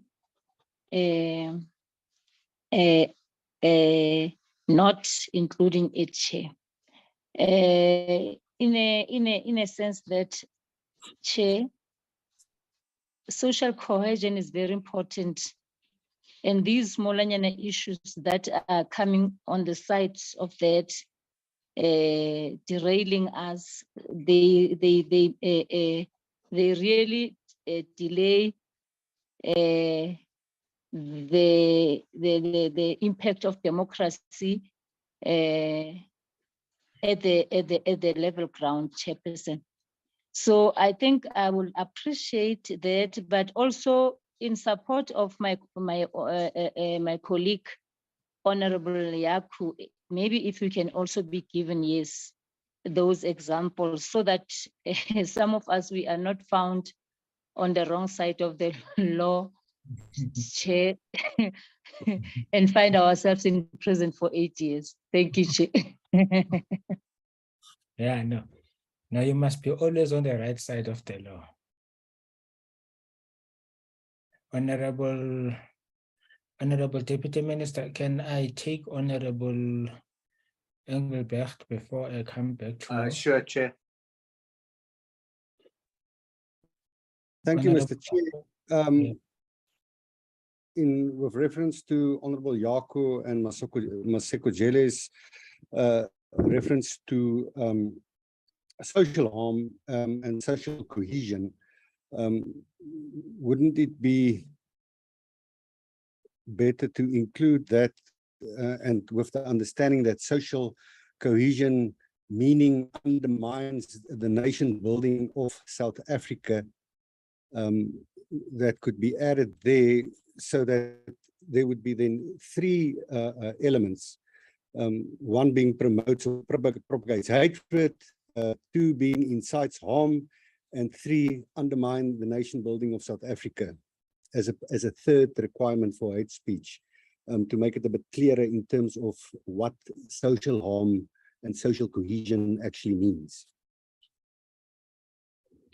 Thank you very much, Honorable Engelbrecht. Honorable Deputy Minister. Thanks, Chair. Look, it was the point, I mean, following on from Mr. Engelbrecht, in Kwelane, and I've been battling to just call up the Human Rights Commission versus Kumalo, but they quoted from Human Rights Commission versus Kumalo in terms of three kinds of harm. And I'll leave the first two, but the third was harm to the social cohesion, quote, in South African society. And then in Kwelane, they'd added, which can undermine our nation building project. And that is, I think, the kind of definition of social harm that we want. Just then, by way of examples, and maybe this isn't a good one, but look, basically it would be harm caused upsets the social cohesion. Social cohesion is, I think it's generally understood, the court didn't define it there, but it's the cohesion of the country between different groups, and people, as I've said, belong to multiple groups. So if there's something that upsets a particular group, let's say it upsets Muslims, it upsets Roman Catholics, it upsets Rastafarians, it upsets Tsonga people, Venda people, speaking people, that is and causes harm to them, that affects the social fabric. The example I wanted to give, now in many cases you would have I mean, here, remember, you've got the targeted individual and you've got all groups. So it's possible that an individual gets targeted, but in the case of Penny Sparrow, the comments were broad. They weren't aimed at a specific individual person. Yes, they might have caused emotional, psychological harm, but I would say they also they caused huge outrage, and so it was social harm. If Mazelsport is still before the courts, and it unfortunately won't be done in terms of this act because it took place before, but there is the targeted individuals, the two boys that were the subject of this assault, but also that incident caused a severe disruption to the social cohesion of South Africa. There was a lot of outrage, some of which you've seen here as well. So there may be overlaps, you know, as there may be between emotional and psychological, but definitely I think there is a concept of social harm, and that is really what we mean. That is then broader. That would also mean that definition that we don't need cultural, because cultural harm would mean more harm to different cultural groups, but they are part of the social cohesion. So I would argue that they're covered, as are religious groups, etc. So I don't know if that helps, Chair. But I think the issue would be then we would want to bring a amendment to the definition of social harm, but it would be along the lines of what has been quoted in Kwelane, harm to the social cohesion in South African society, which can undermine our nation building project. That's not particularly legalistic, but can undermine nation building, something like that. Thanks, Chair. Thank you, Deputy Minister. If a person who is a strong Republican advocates for the end to the Amampondo Kingdom or to the Zulu Nation Kingdom, and the Zulu speaking people feel that that is an attack on them as Zulus, would that be construed as an attack on social cohesion?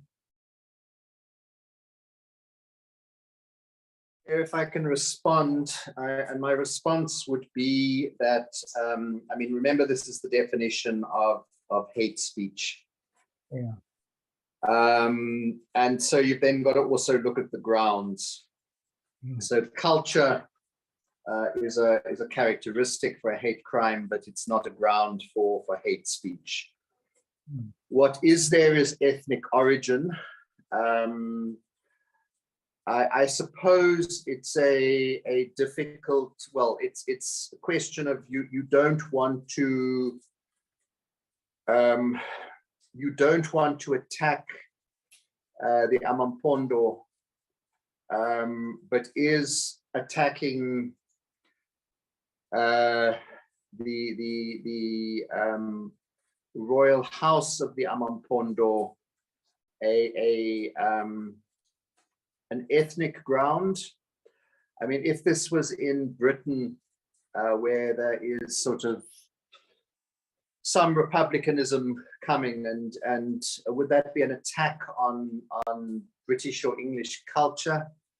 I don't think so.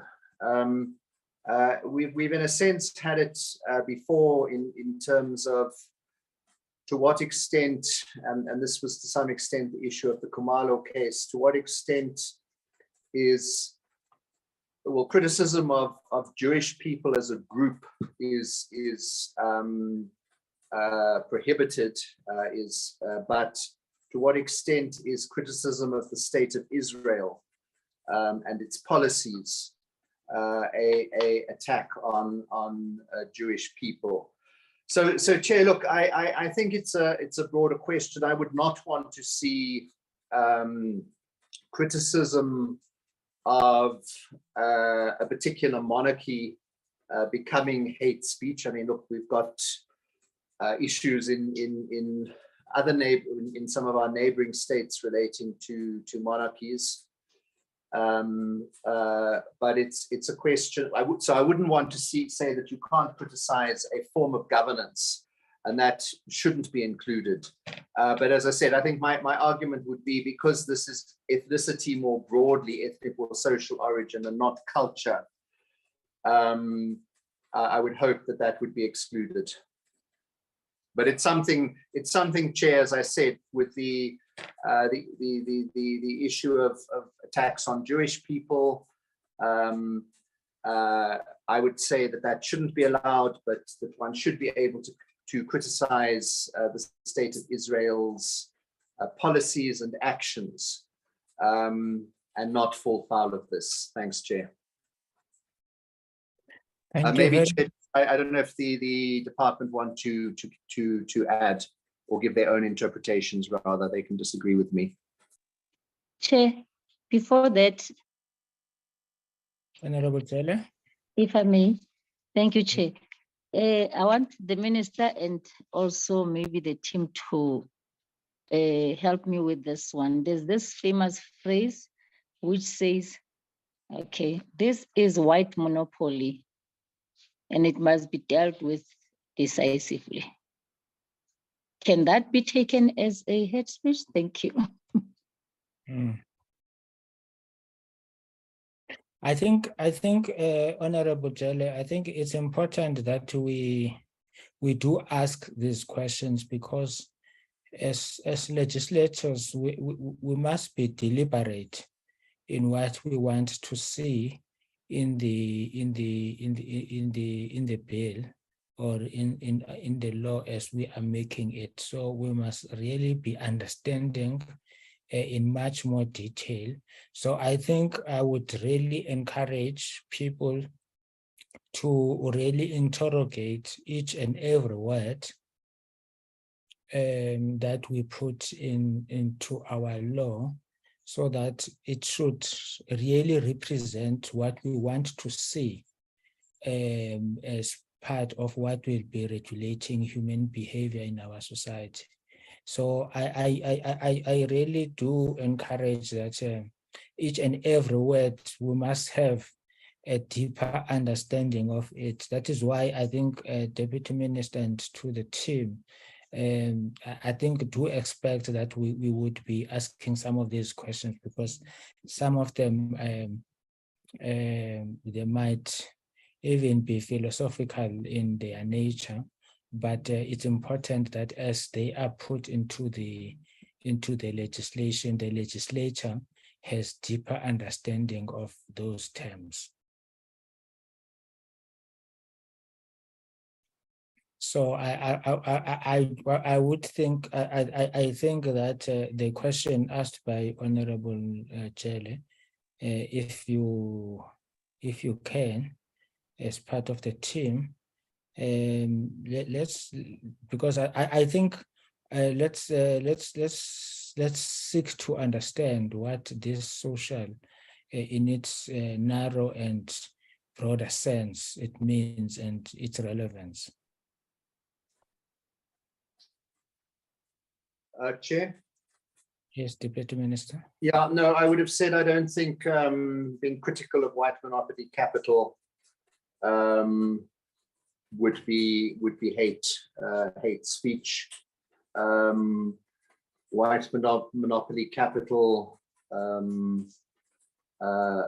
is a sociological construct.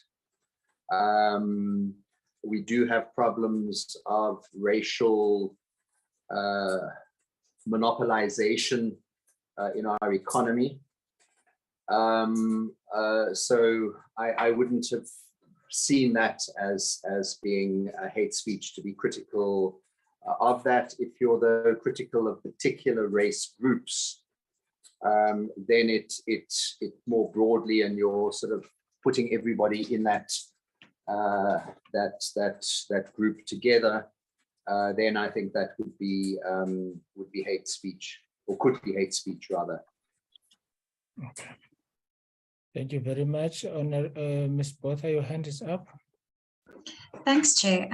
Yeah, just to echo what the DM has said and about whether white monopoly capital could be taken to be an incident of hate speech or causing social harm. I just want to go back to something which I read from my note, that hate crimes strike at the heart of societal values and offend society's collective moral code. So if we're thinking about social harm, it's really the most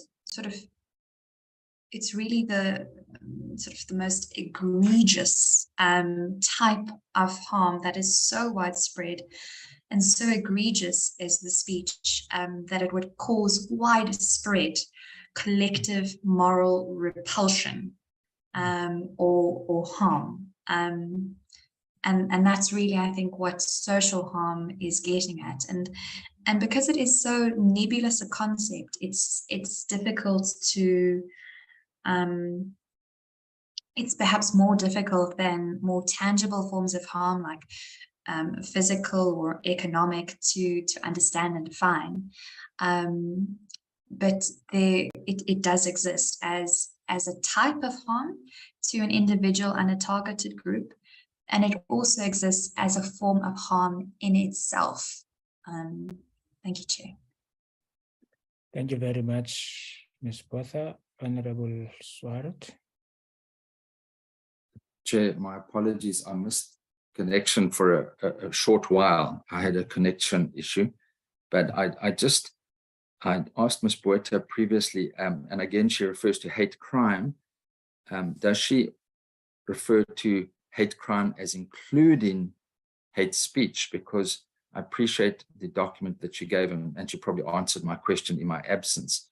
But I think there is a distinction, and it seems when we're talking about social crimes now, in the context of hate speech, where that definition relates to harm, we are talking about hate speech as opposed to hate crime.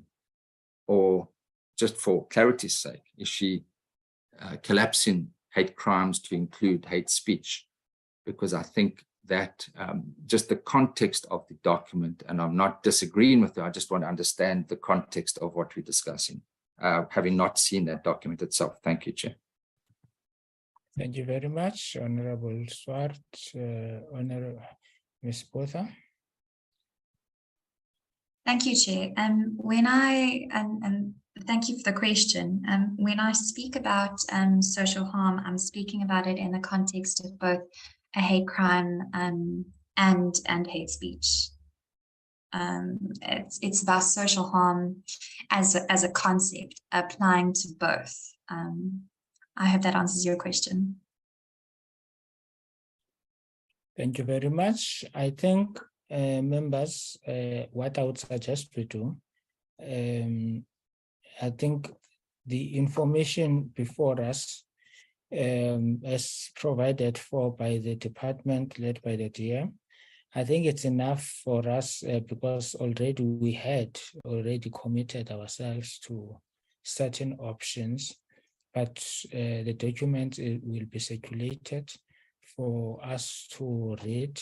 But I do think that we have exhausted the discussion, and I think we have been able to come to some form of tentative decision as to which options, but we are going to be coming back next time to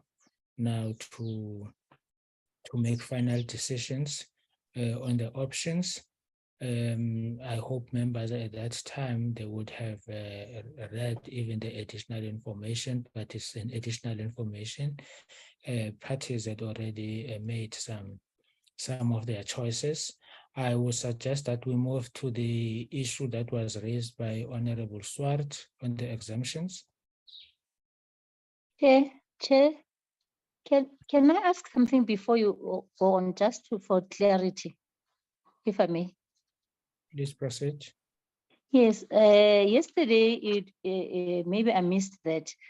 Were we not supposed today to get clarity on the issue of the word of severely and substantially on the definition? Conclude on that one. I'm not sure, but I wanted to find out if we concluded on that one.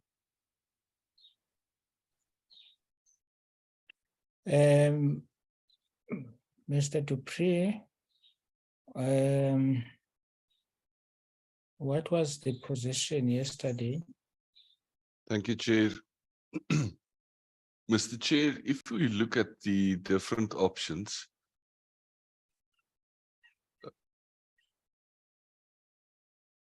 let's look at option 1 then. Substantial before emotional, psychological, physical, social, etc. and then we repeat the word substantial. So the recommendation from the department side was to rather delete the word the second time that substantially is used. We delete that and we stick to severely. It's a technical issue, but you are actually, in a sense, you're going to introduce a double standard, which will be extremely difficult for courts to interpret and apply. So the recommendation from the department would be, at this stage, Chair, without having had the opportunity to finally consult with my colleagues, is to rather say that the department would recommend to the committee that the word severely, which is highlighted under option 1, rather be used, and that the word substantially then be deleted. Thank you, Chair. Thank you very much. I think if I remember yesterday's discussions, even the DM was saying that if we use the word substantial at the beginning, it would not make sense to have another substantial used in the same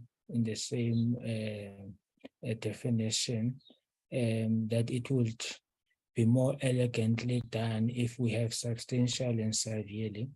And then there was an issue of combination of option 3, option 2 and option 4, which I think was supported by Honorable Swart and others. That was my recollection of yesterday's meeting. That is correct. Thank you, Chair. Chair, I'm not sure why Mr. Swart is agreeing with you. I'm sorry, not Mr. Swart, Mr. Duprier is agreeing with you. It was Mr. Duprier who was saying that he didn't think it was good drafting to have substantial in the beginning and substantial again as far as the undermining human dignity. So that was his position. I'm surprised he agreed with you saying it was mine. I think he's just being cautious, not to offend the Deputy Minister and to take some of his brilliance and attribute it to the Deputy Minister. Honorable Yako. Thank you, Chair. Okay, with the explanation that is given, I am curious, because then I brought up the issue that maybe we should say objectively, substantially, and severely.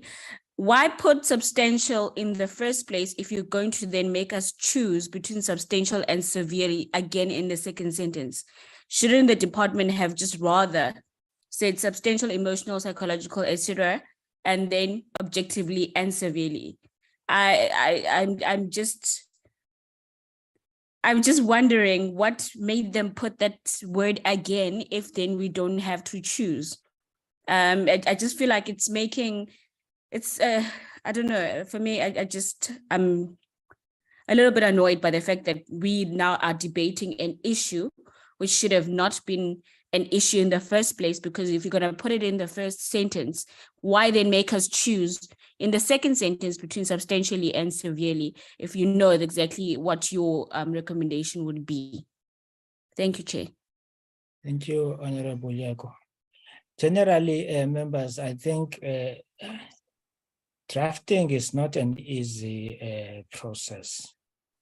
From my experience is that we would put and refine things as we go along because of the engagements that the committee would do, and we are bringing various strands into the department, in fact, into the debates. I think if you look at how they've done, it was substantially stroke severely. And I think after persuasion from other members, then there was this view that if you start with substantially, then it will be good to to use objectively, severely, and then you don't have to repeat substantially. That is why you would generally, in legislative drafting, you start from draft 1. Maybe by the time we pass the bill, it will be draft 22. Because we might agree on this formulation today, and then other people read, and when they read, then they come back, and then we have to revisit it, and then we have to change what we had already agreed on. It's generally part of the process, because you are thinking aloud as you are dealing with the issue. And sometimes Honorable Yago will come up with something that we never thought of, and at that time we've already agreed to. Then the issue would be you don't have to reject that brilliant idea that Honorable Yago has come up with, because you think that you had already concluded. So that's why it takes so long. Some of the bills are too short, but we would take a lot of time, because it's a very technical, involved process. I think let us not be too hard on ourselves. Chair, Yes, on that Honorable. note, let's just remove that second substantially, and I would Yes. love it, and I'll continue choosing option 1. Thank you, Chair. Thank you very much, Honorable. Thank you very much. I'm not sure, Honorable Jele, is that a legacy hand or a new hand? Legacy Chair, I think there's a problem with my thing of raising hand and what. Thank you, Chair. Thank you very much. Deputy Minister, is it an old hand or a new hand? Chair, no, it was a new hand, but I've been really covered by Honorable Maseko Jele, and what I was going to say, particularly after Honorable Yako spoke, that we do what's now been done, and option 1 then is substantial emotional, psychological, etc. Detriment that objectively and severely undermines the human dignity of the targeted individual groups, and that's option 1. Henk, if you're using the thing, just those two, just after substantially, those two, I can't remember what you call them. They should be, under second substantially, the one that's deleted. Yes, there. Go to the end of substantially before severely. Those two thingies, sidelines or whatever, they should come out. So yeah, I just wanted to, I was going to say what Honorable Maseko Jele said, and hopefully those people supporting option 1 would agree with that, and Honorable Yako would agree with it, and sorry for annoying you. No. It's okay. Honorable Yako is not annoyed. No, she's not easily annoyed. Honorable Swart? No, thank you, Chair. That would then apply to all the options. The option within the options. Can we just put that through to all the options? Thank you, Chair. Thank you very much. Mr. Chair, thank you very much. I follow you. I just honestly am starting to feel like a victim of hate speech around here, because nothing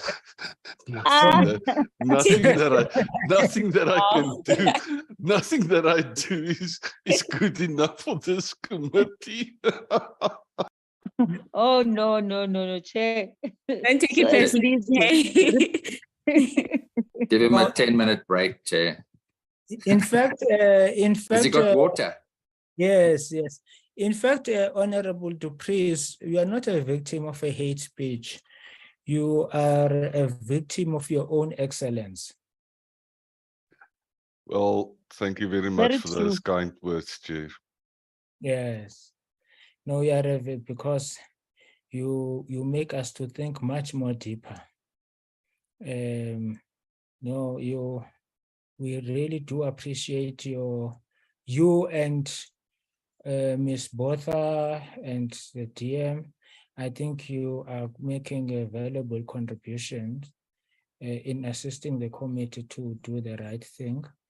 And I think also one thing that I also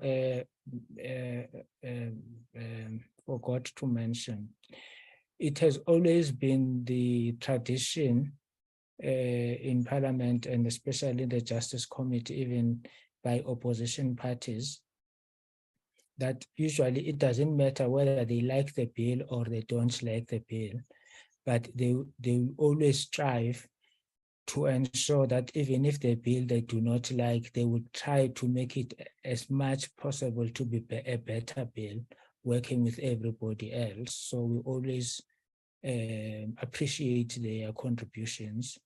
It's indeed a group of people who do assist us to make bills that are going to stand the test of time. Most of the bills, they might not really like them, but they do assist us to have very good bills at the end of the day.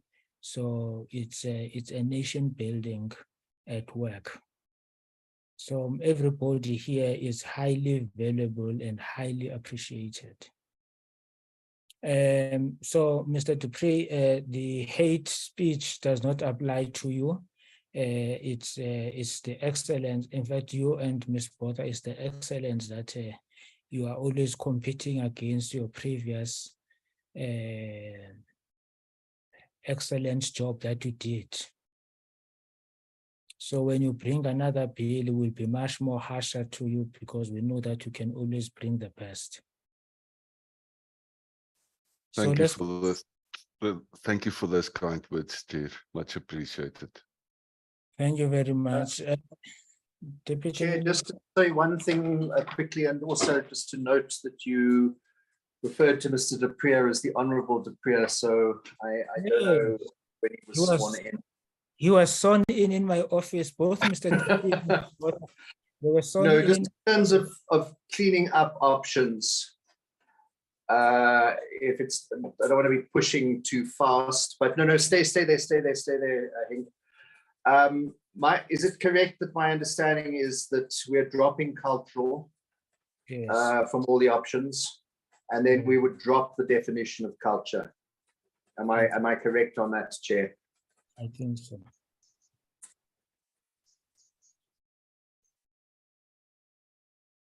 We can proceed. I think there was an issue raised by Honorable Swart, I think on the exemptions. Thank you, Chair. Just allow me to get to that portion of the document.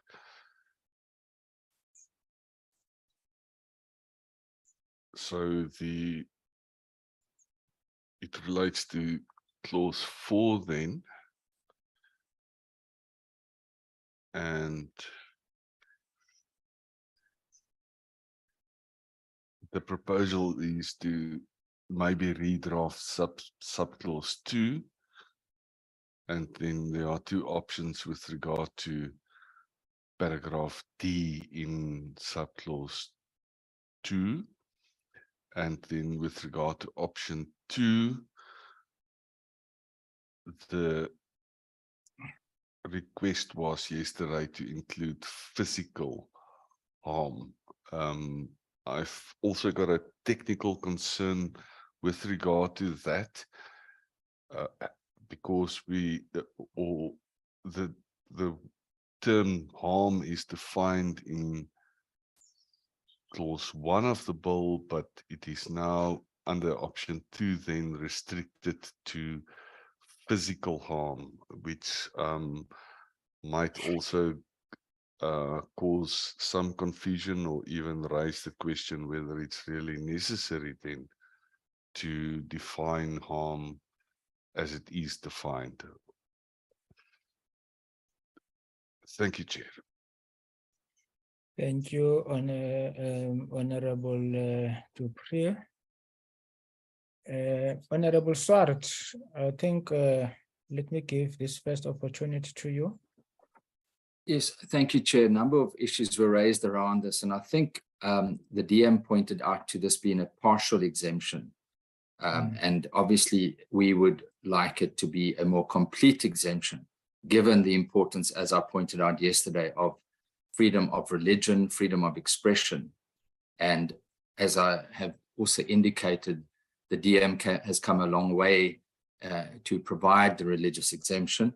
I just wanted, I missed a bit yesterday when we were talking towards the end. Mr. Dupree had a very strong view about the issue of private, and I just wanted clarity from him. Is he then saying that it is unnecessary to insert the word private because the exemption would in any case apply to communications where you have the exemption in a private basis? Is that what he is saying, and therefore it is not necessary to say that communications in private, whether they would fall foul, would fall under this exemption in any case, and it's not necessary to say that. That's the first issue. The second issue, the Deputy Minister asked about the issue of conviction. Now, the word conviction is almost an all-embracive term. It's broad. Yes, it can also include belief, but it doesn't necessarily. So that is why we thought to insert that. And this suggestion did come in from the public submissions from groupings, FORSA, which, as you know, represents many denominations, many faiths, in fact, many different faiths as well. And the idea was to try to strengthen the religious exemption, given the fact that there is a lot of speech that is permissible in terms of religious freedom. The courts have upheld that other groups might find offensive, such as the Roman Catholic Church speaking out about abortion, for example, and people could feel that that is hate speech towards people that want to or have had an abortion, but there's a need for a religious exemption. So I would like to test this hypothesis on certain examples, such as that, and maybe the department can respond. Would that then, and I think we need to spend some time on this because it's very important. And I think the DM in certain comments has said it would apply in certain circumstances, it would apply in different circumstances. And I think we just need to know exactly what we are legislating. And so that is the reason why we have added these in. I think the issue about religious organization, when you take the definition, a victim includes a heuristic victim. So can there be any harm if, for example, a church espouses a certain view and that church is then, there's steps taken against that church, such as a church speaks out on the issue of sin, on the issue of adultery, on the issue of prostitution, and impinged group then says, no, you are offended, this is hate speech, and the exemption only applies to an individual, not a church. What happens in that situation? So I think we need to be to embrace the religious exemption. We need to make it as encompassing as possible. So I think it's very important for us to assert that as much as possible. Again, to allow so that there aren't any issues when it comes to religious exemptions where a person, and bear in mind, of course, we also need to, it must be bona fide in good faith. That goes up ahead. So it's not just a person setting up, such as I think the example was given of a right-wing organization setting up a religious organization, and then that would not be bona fide in good faith. So there are a number of caveats that have to apply before this, but I would like it to be a more substantial exemption when it comes to religious expressions, because I think it's very important for us to bear in mind, again, what I said yesterday, is that the courts have already expressed themselves in this regard, that when it comes to expressions of religion, such as a church, for example, speaking out against homosexuality, that is permissible. That is permissible. And so I think these are some of the issues we need to grapple with as we are dealing with this religious exemption. Thank you, Chair. I think and I think the concern is that this bill, particularly the hate speech element, could be used against religious organizations, individuals that are expressing themselves on very strong issues. But again, I need to highlight the fact that hate speech must prevail beyond mere offensive expression, as I've read that that quote beforehand. And I think we need to be very cautious to make sure that we legislate very clearly on this issue. Thank you, Chair. Thank you, Honorable Swart. Honorable Deputy Minister, can I take the other hands? Sure. Before I come to you? Honorable Horn. Yes, thank you. Yes, no, thank you. Possibly, Chair. Chair, I agree with the Honorable Swart. I would, however, say that from our side, we would advocate for a firmer exemption in respect of everybody who is afforded at this stage, at best, a very partial exemption in our view. So in terms of other rights enshrined in our Bill of Rights and other very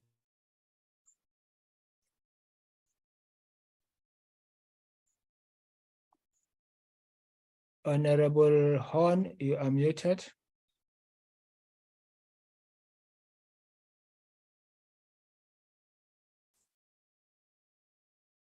for a proper exemption for all of those.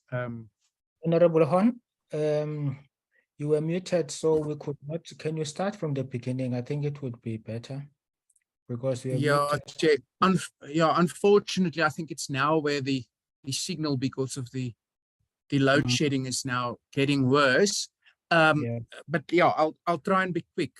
Firstly, I think as a matter of principle, because of the importance of all freedoms and rights that must be balanced via this act, we would say that not only for the religious communities, but also for journalists, academics, and artists, there must be a proper exemption for as long as they, of course, act bona fide. From our point of view, Chair, the concern remains that we're not convinced this is, if it's read carefully, is even a partial exemption, in the sense that it purports to give an exemption for as long as you exercise those freedoms in a bona fide manner. But then the rider is that the moment you satisfy the basic elements of hate speech, then you're not exempted. So even if you are bona fide, and to then again borrow the example from religious communities, once again, to then say, based on the teachings of the Bible, we are of the view that homosexualism is wrong, and that at least those acts should be not accepted within community, and people can be excommunicated. That in itself, even though it's bona fide, might then cause for churches who act that way or interpret the Bible that way to fall foul of the provision. And it was in that sense which I proposed then that to give a fuller effect to the purported exemption, harm must be defined differently in the respect of these groups, journalists, academics, artists, and religious communities, because quite clearly it can't be that even if you are bona fide and you call on people to change their ways, whether you're right or wrong is not the point here. the right of the church to say, but that is how we see the teachings of our Lord, should be protected in terms of freedom of religion. The same, Chair, and I don't want to belabor the point, but not to just dwell then on religious communities, the same with academics. I mean, it can't be that academics who sometimes puts their finger through research on a cancer in society long before it is even realized, it cannot be that they because they identify certain things are bona fide, then can be seen to, in a narrow way, still satisfy incitement to harm, and depending on who holds power, unfortunately, be seen to also advocate for hatred against some of the protected groups. Surely the academic freedom to do so and to be answered by academic colleagues in rebuttal must be protected. And then the same with journalists. This will be very dangerous to merely say that there's an exemption because for as long as they're bona fide, they will enjoy protection. It is unfortunately the way we read the exemption not as simple. It is for as long as they're bona fide, they can proceed, but if they then meet the two basic requirements for hate speech, the exemption or the purported exemption will fall away. And it is for that reason that we yesterday advocated for the inclusion of only the word physical before harm, because then at least for as long as anybody claims to have suffered emotional scars or psychological scars, even because of the bona fide teachings of a church or the research of an academic, and for as long as that church or academic has not called for people to be burnt at the stake because they do what they do, then there will still be a protection. Thank you, Chair. Thank you, Honorable Horn. Honorable Maseko Jele. Thank you very much, Chair. Chairperson, much as one understands or hear our colleagues from the perspectives or the side that they are coming from, but Chair, this issue of exemptions, it's really going to cause us to start from afresh, if I may say, Chair, because we have agreed and we are where we are now, and we have to conclude. But also, Chair, we cannot conclude if such issues are not taken care of, so that at least on a reasonable scale, we understand each other and we are able to move forward. This, let me just start with this exemption of the artist.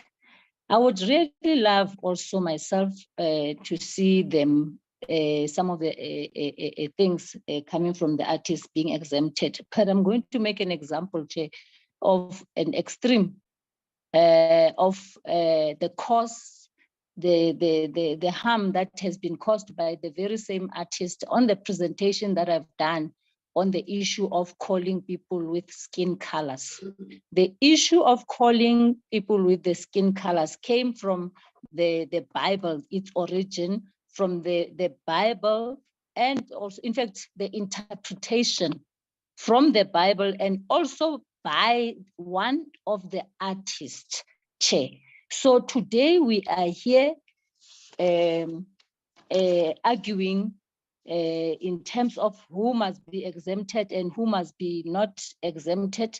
And also we are here in terms of the hate speech that we are talking about today, because of some of the things that happened long ago, Chair. I'm called a black, and when you analyze what is called, what is black, we all know, we have had the presentation that is an ugly thing, Chair. So I'm saying we cannot entertain the issue of exemption, because now we will have to point out some of the issues. We have to say, oh, we will exempt you when you are saying this. We are exempting you when you are saying this. So the court will determine some of the facts that maybe we might have maybe faulted or maybe did not see them properly when it comes to this. But everybody must be subjected to the law, not try to accommodate the issue of exemption at this point, Chair. Chairperson, on the issue of religion, in fact, I just still want to emphasize on this of religious groups also. In conclusion, Chair, in conclusion. Before you move, I don't want to prevent you from advancing your points, but I think the issue that I would like to raise from the position of chair is that we should not pass faulty bills with the view that the courts would correct them. The bill would be perfect to the extent that we think to the best of our ability they are. If the courts maybe strike down the bill, but it should not be as a result that no, we say no, let's just pass it, the court will see to finish. It should be to the best of our knowledge perfect when we make it.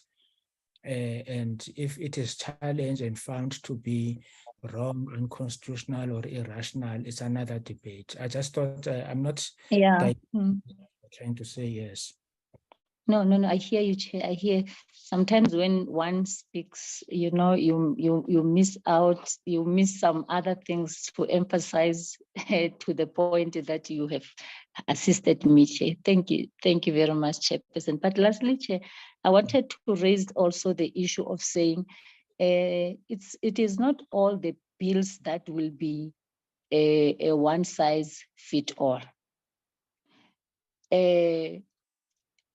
The issue of abortion, as it is now, also made as an example by my colleague, Honorable Horn. In our culture as Africans, the issue of abortion is a taboo. So we don't want to go there. So hence I'm saying the issue of laws, even today, we still have people in our communities who don't agree with that, but the law is the law because everybody has to be accommodated, Chair. So what I'm saying, the issue, if we're going to entertain the issue of exemptions in a manner that we would want to handle this, it can really make us to go back and start afresh. Can we, my view is that, Chair, let's not go to that point, to that extent. Thank you, Chair. Thank you very much, Honorable Chair. Honorable Breitenbach.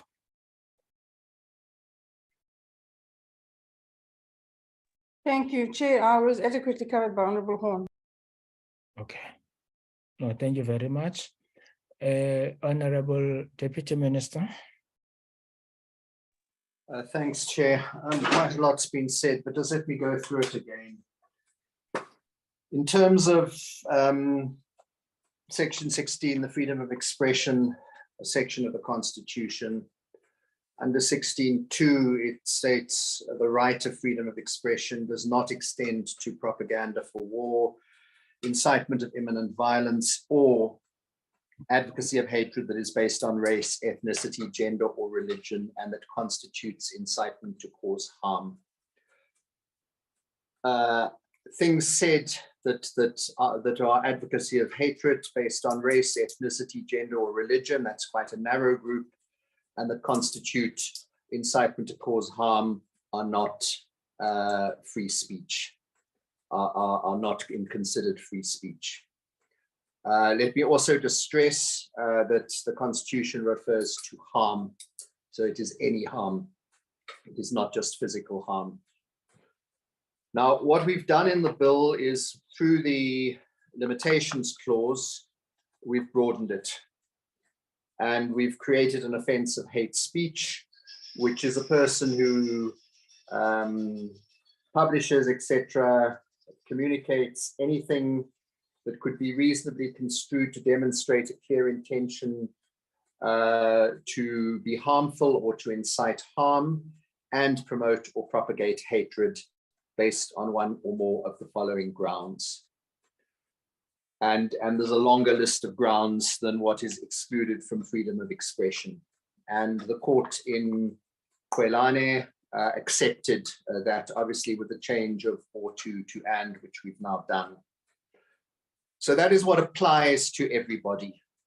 You can't, the bar for everybody is that you can't, in terms of the option that we want, be harmful or incite harm and promote or propagate hatred based on one or more of the grounds. That is a lower bar than the requirement under 16(2), which is constituting incitement to cause harm. Incitement to cause harm is there, but it also can just be harmful on its own. And yeah, so just to stress that point. Now, in order to protect freedom of artistic freedom, inquiry and reporting and publication, and religious freedom, we have got then what we call the partial exemption, which is actually an application of 16(2). There the bar is higher. You have to not advocate hatred that constitutes incitement to cause harm. So basically, you can say in church, you can say not nice things about gay or lesbian people, but as long as you are not inciting harm against them, you are covered. The bona fide issue is important because let's take, for example, reporting. You don't want a situation where somebody says, no, I was reporting, I was a journalist, when they weren't actually. So it needs to be bona fide. All of it needs to be bona fide, and that's why the requirement of bona fide is there.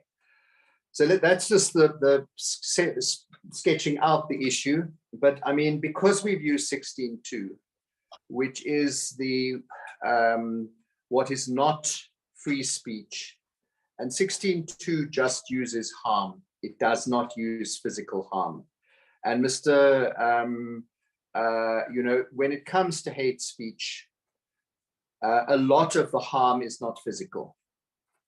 It is basically extreme offense that is caused by what you have said. So if you use the K word on somebody, you're not physically harming them, but you are causing emotional, psychological harm.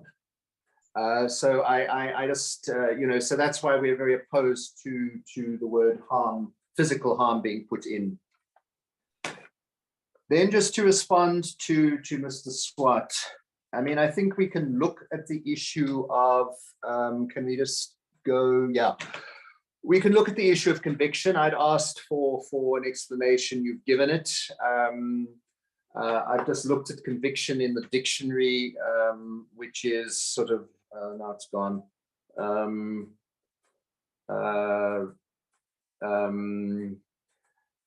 Firmly held belief or opinion. So it's not just a firmly held belief or opinion, it must be a religious one. So we can look at it in terms of and then I suppose the issue would be, do you think tenet belief should still be there? I think teaching and doctrine are something else, but just give us your views on that, not necessarily now, but in the next few days. The issue of the religious organization, and look, in this bill, the offense of hate speech, which this is all relating to, is an offense for any person. My understanding is that if you want to make it a juristic person, then you've got to define person as including a juristic person. Otherwise, is it not a natural person? Is that not what was assumed? But I think that was the intention, so that it would not be religious organizations that get prosecuted, but rather the individual. So if you've got a sort of strange organization that claims to be religious and based on an interpretation of the Bible, and they believe in racial superiority, it would be the person who and they are basically in that they are it's not really a religious belief, I would argue, but it would be the individual who would be prosecuted, generally with your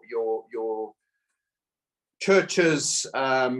If the church says something, then that would be covered.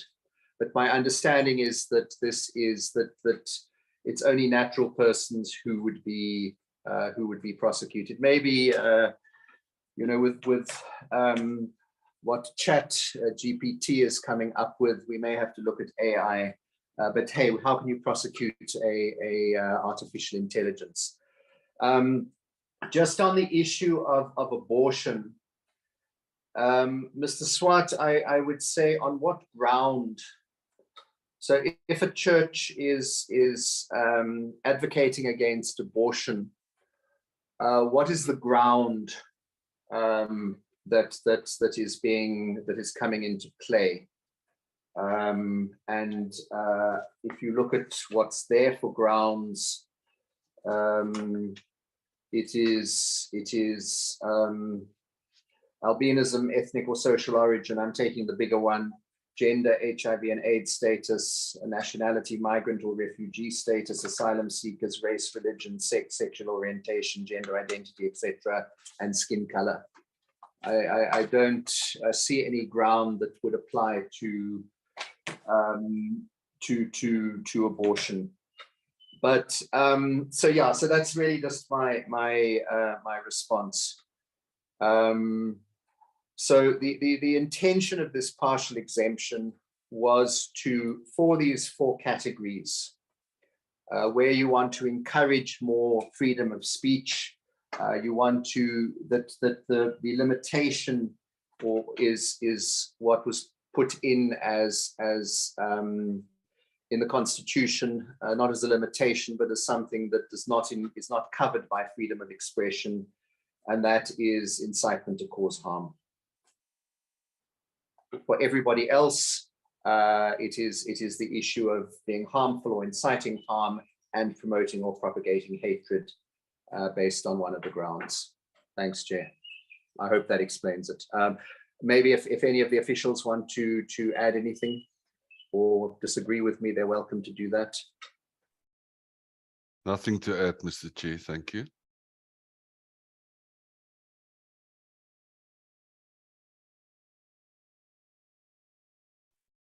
Thank you very much. I'm not sure whether these are new hands or old hands. Honorable Jelle, Honorable Brittenbach, Honorable Yako, Honorable Swart. Mine is old, Chair. Thank you. Thank you very much, Honorable. Okay, it's an old hand. Honorable Yako. Thank you, Chair. Mine is a new hand. I think I'm going to be very personal on this one. I am very, I would say, concerned with the examples that is continuously being provided on the issue of religious conviction in terms of gay and lesbians, because as a queer person, it then normalizes religious people to say it's a religious conviction or belief. I am extremely concerned with that narrative, because it would then say, and it's very harmful, to be honest, it's a harmful to me, I think, make that as an example, because it's not something that a person would go out of their way to be. So I think I just want to put it there on record that I am concerned with that being an example as to a religious conviction, because it should not. There are many things that are in the Bible that are being done today by even religious people. And so the queer and lesbian and gay rights or gay people conviction for me does not muster here. That's all, Chair. Thank you very much, Honorable Yako. Honorable Swart. No, Chair, I just wanted Mr. Dupree to answer the issue, if he can assist me with that issue about private. Maybe I'm misunderstanding something there. The issue relating to abortion the grounds would be the dignity of a person, but I hear what the DM is saying, and I do appreciate that he has said it is only a partial exemption. But I think it's very important. Let's just deal with the various issues, such as the issue of homosexuality. And whilst I fully appreciate Ms. Yaku might feel very strongly about that, but the courts have already made a declaration on that. And that is that when we have the right to religious freedom, it is not only the right to entertain such belief, but also to declare your belief openly and without fear or hindrance or reprisal. Obviously, in terms of the Constitution, where there's no incitement to cause harm, but even that aspect can be interpreted by people by the mere expression of a view in a church can be interpreted that is inciting indirectly harm towards a certain group. But the courts have already upheld that right. And it has further said, and this is why it's because we've got and the Constitutional Court has already said the religious community is a very important community of all faiths in South Africa, all faiths.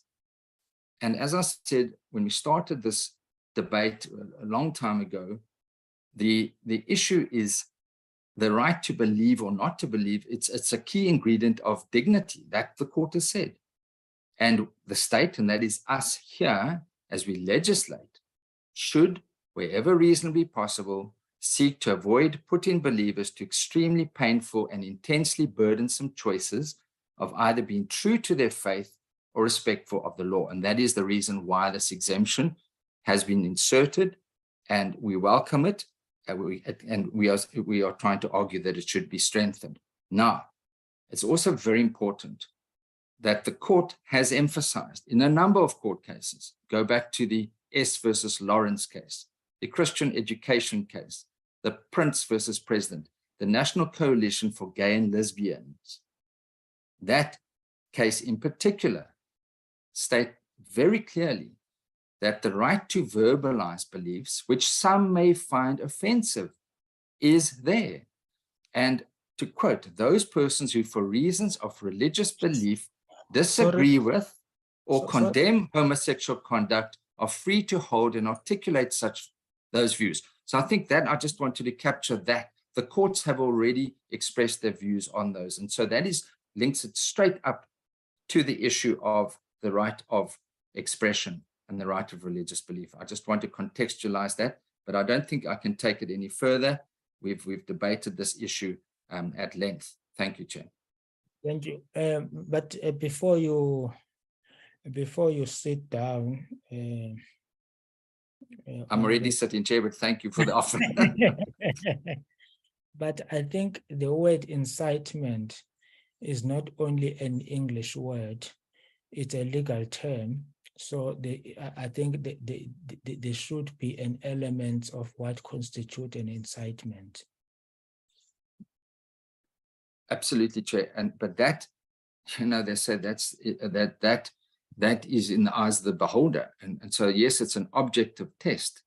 Yes. But we see a number of civil cases being brought against leaders where that could be inserted. And yes, we would be the first to oppose any form of incitement against harm and that aspect. But I think it's very important for us to just bear that in mind. So thank you for pointing that out as well. It's a legal term as well. Thank you very much. I think Deputy Minister's hand is up, not out, up. Yeah, Chair, I just wanted to respond to Honorable Yako. And look, I share her dislike of people who are who say, or churches or religions that say bad things about queer people, and it does happen and it does cause severe distress. And I, you know, so I share that concern, and I have to say I wonder in terms of beliefs of God having created everybody and creating queer people, and religion being about love. But anyway, that's another issue. The reality, though, unfortunately, or the reality is that many people of different faiths are not particularly well disposed to queer people, particularly people of different sexual orientation. I don't know if they knew about other forms in when the religious texts were written. But the reason we have put this in is because of the issue of religious freedom, which the courts have been recognizing, and we also have to recognize. We can't have a situation where, I think it is Leviticus, Mr. Swat, you can help me, one of the later chapters, which talks about if a man lies with a man, they must be stoned. That is what is in the text. You can't have people being prosecuted for repeating religious texts, no matter how much you disagree with it. So that is why, to avoid that situation, the division was between, you can say not nice things about queer people, but you can't incite harm.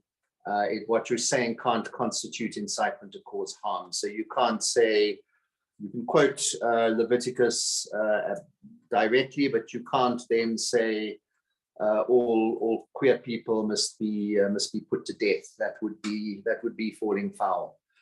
Just to add that we also found some Canadian law precedent, and our courts do follow, or I think Canadian decisions are rated. We've got a similar constitutional Bill of Rights dispensation. And some person was proselytizing on the street outside and saying not nice things about gay people, gay and lesbian people. And they got prosecuted under a Canadian state law and found guilty of hate speech. However, they appealed to the Canadian High Court or Supreme Court, I'm not sure which it is, which then overturned that conviction on the basis of freedom of religion. So we also don't think we're worried that not having this this partial exemption would stand constitutional muster. Thanks, Chair. Thank you very much. Honorable Yako, is that a new hand or an old hand? It's a new hand, Chair. I just think I really need to put this on record as to why I flagged that particular example. I understand that religion and religious conviction is very broad. I can be an atheist and believe in whatever. I can be a Satanist, I can be a whatever. So religion is very broad. All I'm trying to say is that let us as lawmakers be careful of using the queer community or homosexuality as an example, understanding how prejudiced gay and lesbian people are in this country and how they continuously are victimized and killed, and not normalize it in a context of religion or normalize it in any context that we are attaching to a law. That is what I'm trying to say. Thank you, Chair. No, thank you very much. I think it's understood. I think we have dealt with this issue as it was raised by Honorable Horn. And I think we have exhausted the bill. I think let me just map the way forward now. The next time we meet on this bill, which the committee secretary would tell us when, but I think it should be after around the week of the 14th. What we would be doing now is it will be the formal voting, so that we eliminate the options that do not enjoy outright majority. And then after that, then we would have one bill when all the clauses have been voted to, and then that bill we will vote on, and we conclude the process and adopt the report, which will go to the House. I think that is the next process that is going to be ensuing from today. Honorable Swart. Chair, I just wanted Mr. Dupré to help me with that issue of the private. I've asked twice now. Yes. My apologies. Just to help me understand that better, because he put it very strongly, and he normally has a very compelling arguments. So I just wanted to hear what the issue was there. Thank you, Chair. My apologies, Honorable Swart. Mr. Dupré. Thank you, Mr. Chair. I didn't keep quiet to evade the question, but I knew that the question would be raised. So what I've mentioned yesterday, Chair, is that I do not necessarily, no, let me put it this way, or let me just respond to the whole issue of privacy or in private. And I think that the Prince judgment showed that or pointed that out to us. What I smoke in private is up to me. It's my prerogative. We cannot, and the law will never be able to criminalize thoughts, or in this instance, speech. Sorry, Chair, something went heavily wrong now. I heard can you still hear me, Chair? Yes, proceed. Thank you, Chair. I think, and it's merely, once again, from a drafting point of view, Chair, is to refer to the word private is stating the obvious, and stating the existing law.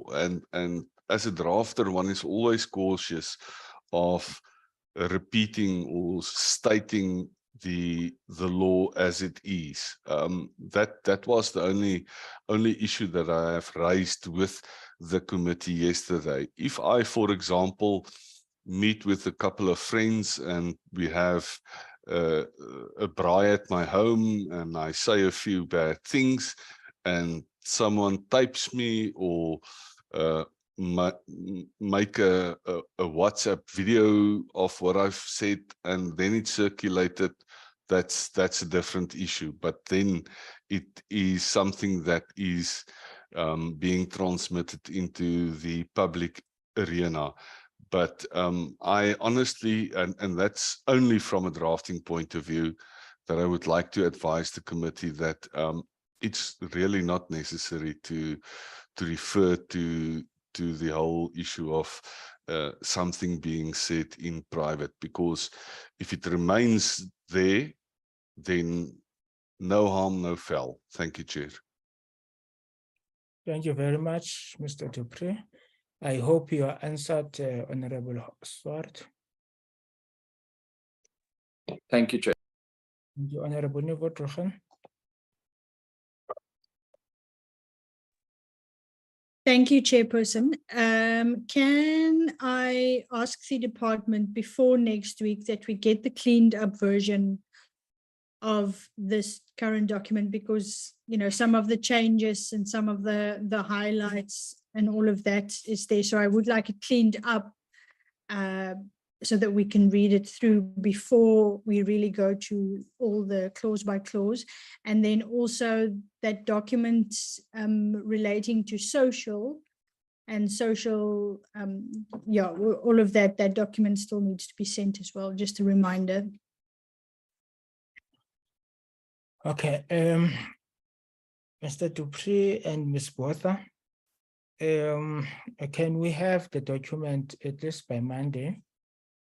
Because when we meet, the document must have been long circulated so that we can vote on the various options. Our intention is to now conclude the bill. Honorable members, you will see from the presentation that is coming from the Deputy Minister that there is a lot to be done. So the sooner we focus also on other bills, the better. So by Monday, can we get the cleaned up document? Monday is the last day, but if we get it sooner, that's fine. But when we come back, the next meeting, when is the next meeting?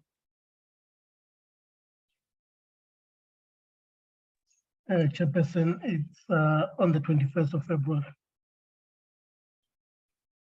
On the 21st of February, we'll be voting on the various options and vote for the bill. And then I think thereafter we'll vote for the report. So the bill would be ready to be debated in the House. So everything else should happen long before that. Can we conclude that on that note and invite the Deputy Minister to make a presentation on the legislative program? Chair, thanks. We did submit Ms. Pillay did submit a letter from the Minister to the Leader of Government Business on the legislative program. I don't know if that's been distributed to members, but if it hasn't been, if that could be. But basically in terms of that, and that letter is dated the 4th of January. But in terms of that, there's 3 bills required in terms of constitutional court judgments where there haven't been reading ins, or the need to be, well, some of them there were reading ins, but there's 3 bills that we want to, that we would be wanting to come with. The one is RICA.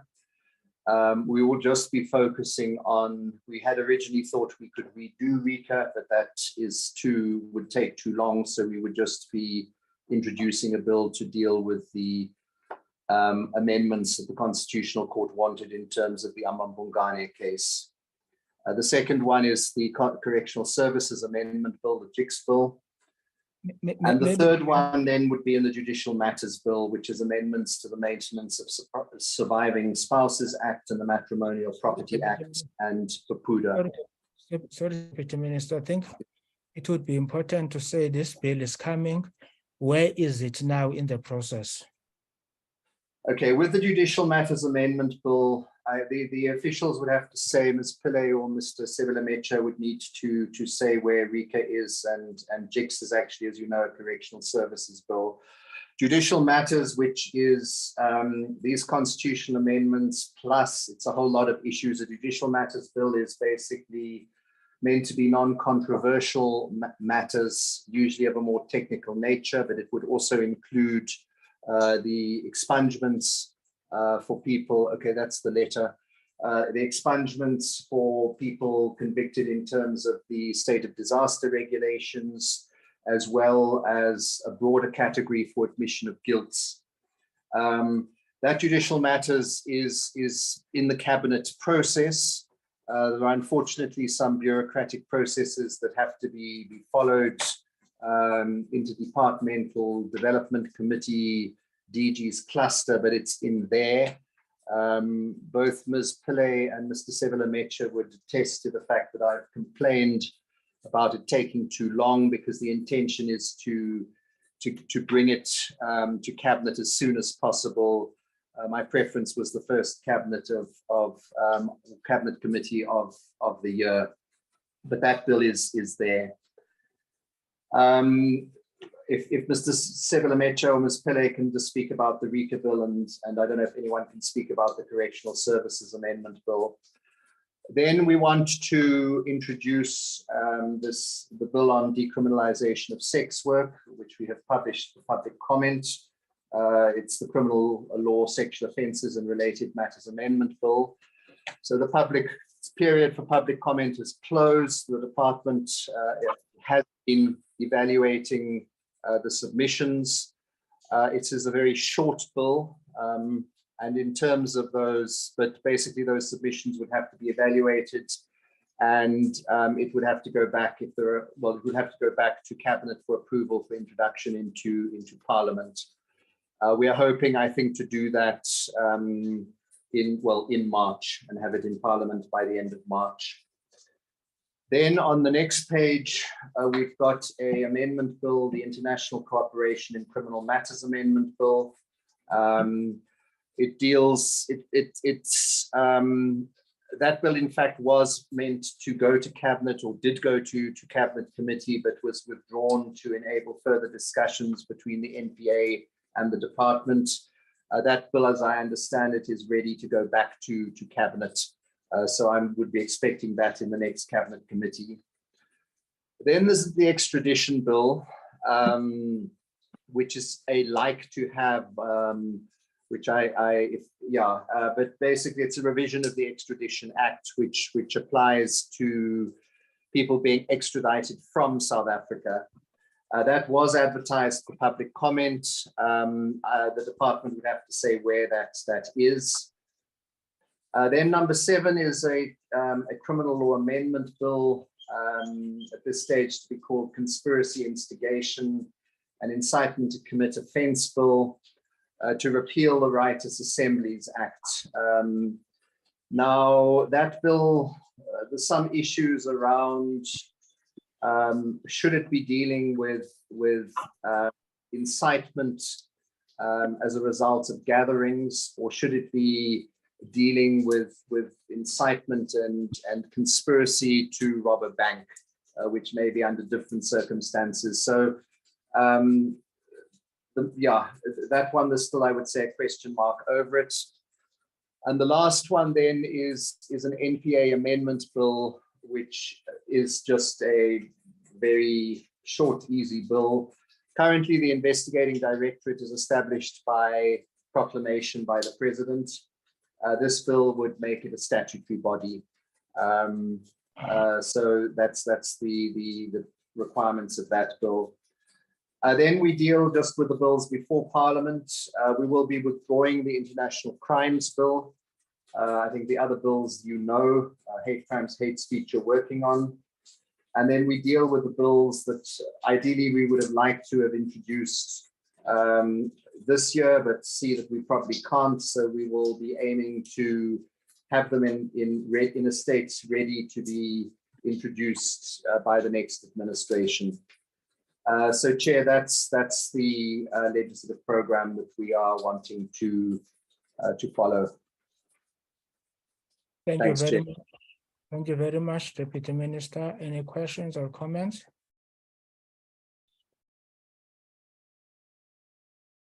Honorable Swart. Chair, I think you indicated yesterday that we've got a very short year, and we have got a large number of bills. Now, obviously, it is the prerogative of the executive to introduce bills and to suggest, as has been done here with the letter to the leader of government business.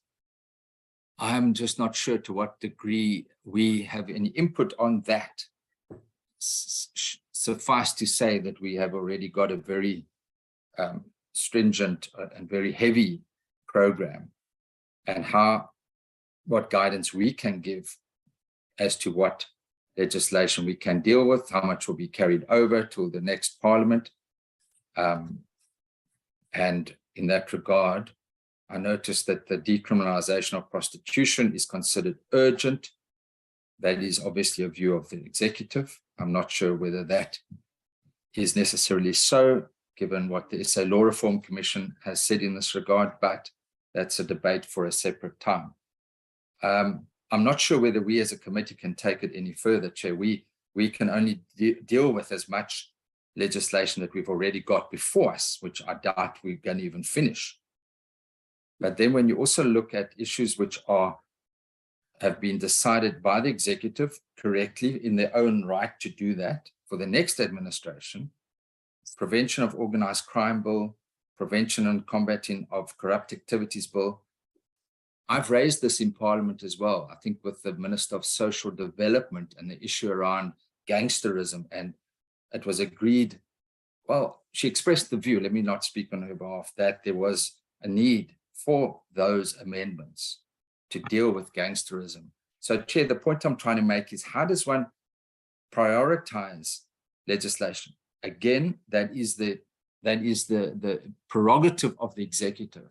But obviously, when we consider our workload, how we will then deal with that, I think that's my question to us as a committee, not necessarily to the executive. It is fully the right of the Deputy Minister and the executive to write this letter. That's all I wanted to say, Chair. Thank you. Thank you very much, Honorable Swart. Honorable Maseko Jele. Thank you very much, Chair. And also thank you very much to the Deputy Minister for that presentation and the effort that has been put on making it ready for us for today. Chair, but I think my concern is just almost the same as that one of Honorable Swart. The issue of time vis-a-vis the issue of capacity of the department for them to handle the work that we are thinking that they need to prioritize. Remember when we came in, Chairperson, as a committee, we had to deal with the issue of the backlog of the previous also committee. So now, and there are those issues that those bills that we needed to on our side as a new committee to deal with, in order to make sure that even ourselves we leave a legacy. So I'm not sure, I'm just in the same position with Honorable Swart in saying we understand even the issue of criminalization of sex workers. It's also important as much as other bills. I'm not sure if the department will be able to, we know that it is their right, Chair, to assist us in order to at least conclude a sizable numbers of those bills that were still on the table for us. And then they can stretch themselves also on that wish that they are coming up with.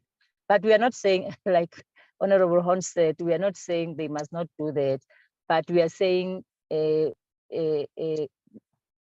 let's see if maybe it's possible. Chair. Thank you. Thank you very much, Honorable Maseko Jele. Honorable Yako. Thank you very much, Chair. I think my issue is mainly with the administrative part of the bills, because, you know, if we're talking about decriminalizing sex work, it would have been proper to be involved in the public participation or public submissions beforehand, because now I hear the Deputy Minister say that the submissions are closed. So that then cuts out a lot of influence that we could have had with others who may want to then contribute to that bill and submit public submissions. So I think I have an issue with that. And it's not the first time that it's happening where it comes to the committee, but then you find out that like everything is closed. public submissions are closed. So that's the only issue that I have. And also, how, I don't know, there's just so many bills, and I feel like as a committee, it's very, even this one that we're working on now, that we've been working on, is quite a lot to understand or wrap your head around as a lawmaker, and you have to be very informed. So how much time are we given to be fully informed as to what decisions we make as lawmakers that then inform what the law is for a country? And so it's a concern for me. Thank you, Chair. Thank you very much. But I think the issue of public comments, it is their process. They do sometimes open for public comments as the executive. But once the bill comes before us, firstly, we also invite public comments. We do public hearings. So it's their public comments too, but we will, for every bill that comes before us, we do invite public comments also, and we also do public hearings. So it's not closed at all. For every bill, we will do that. We will open for public comments and do public hearings. But Deputy Minister, I do think though that bills that come before us after June, it's not possible that we will do them. So if the executive, I think the prioritization of bills must also be to the extent that at that time, you should be ready, because you should be introducing those bills on time to be introduced in Parliament. So that is why I was asking for each bill, how far is it? Is it still at a departmental level? Is it at a DG cluster level? Is it at a cabinet subcommittee? Is it at a cabinet level? The likelihood of it being introduced in the next month or so. So that is what we need, so that we can be able, for instance, on our side to say, this is how much we can be able to process. That is the first thing. Then the second thing, you were able to guide us on especially the short bills, and then you did say the longest bill that you have is the judicial matters, but it is basically non-controversial issues. But I'm not sure about the other extradition bills and others, how long, because the volume also does count. The shorter the bill is, the more easy it is to process it. The more voluminous and technical the bill is, the more it takes us to process that particular bill. For instance, the cannabis bill, it has taken us very long to process that particular bill. So I think if you can generally, especially those that deal with extraditions and all of those things, how voluminous are they? Chair, yeah, look, all the bills, I mean, of the 8 bills, all of them are amendment bills except the extradition bill. And yes, that one may be the most difficult, the most extensive, requiring the most the work. So we will have to look at, we don't really want to have bills that are not completed. I note the point of June. I think that is very reasonable. Nothing after June, unless it's sort of an emergency issue. But the others are all amendment bills, and not, well, apart from the number 7, not particularly, that's the Old Writers' Assembly, not particularly controversial. Obviously, decriminalization is very controversial. As you correctly said, I mean, it is, there's two processes. The executive may consult before they bring the bill to Parliament, but the main public participatory process is done by Parliament. So it would be then for Parliament to, I mean, the executive doesn't usually have public hearings, which Parliament always has the opportunity for. The bill is you may have seen it on the website when it was advertised. It's basically a very simple bill repealing the old 1957 Sexual Offences Act, the old Immorality Act, what's left of it, and the Section 11 on the buying of sex of the 2007 Act. And then it's just sort of incidental issues, but it is going to cause a lot of debate. We feel it is urgent because of the issue of gender-based violence and the vulnerability of people selling sex. And that is also why in the two gender-based violence and femicide summits, it was highlighted as an issue that is urgent. But maybe Chair, Ms. Pillay or Mr. Sebelemecha can give you more detail about the RICA bill. I don't know if anybody knows because it's another department, the JIX bill. The International Cooperation is ready to go to Cabinet Committee as far as I understand it. The NPA bill, they can also say where that is. That's on the investigating directorates. Just to say that we would have liked to have passed the Prevention of Organised Crime Amendment Bill and the Prevention and Combating of Corrupt Activities Amendment Bill, but they are not ready. And so that's why they are on the list for the next term. Thanks, Chair, but if I can ask Ms. Pillay and Mr. Sebelemecha, I know Ms. Pillay was having some problems with her sound, but can I hand over to them through you, Chair? Thank you very much, dear.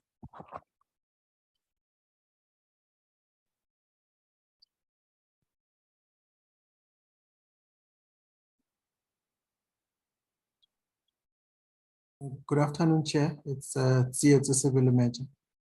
Ms. Pillay is on in another room. I think she'll come in after me.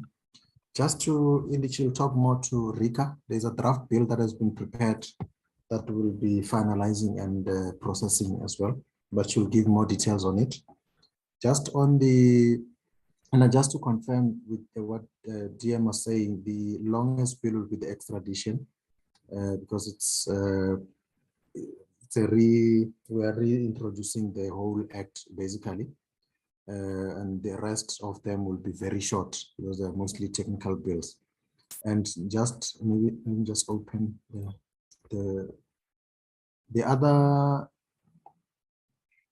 the processes where we're going to retable the ICCMA in the cabinet committee so that we're able to take it to cabinet, because we have attended to some of the issues that were raised by the NPA. So we believe that we'll be able to proceed with it from there.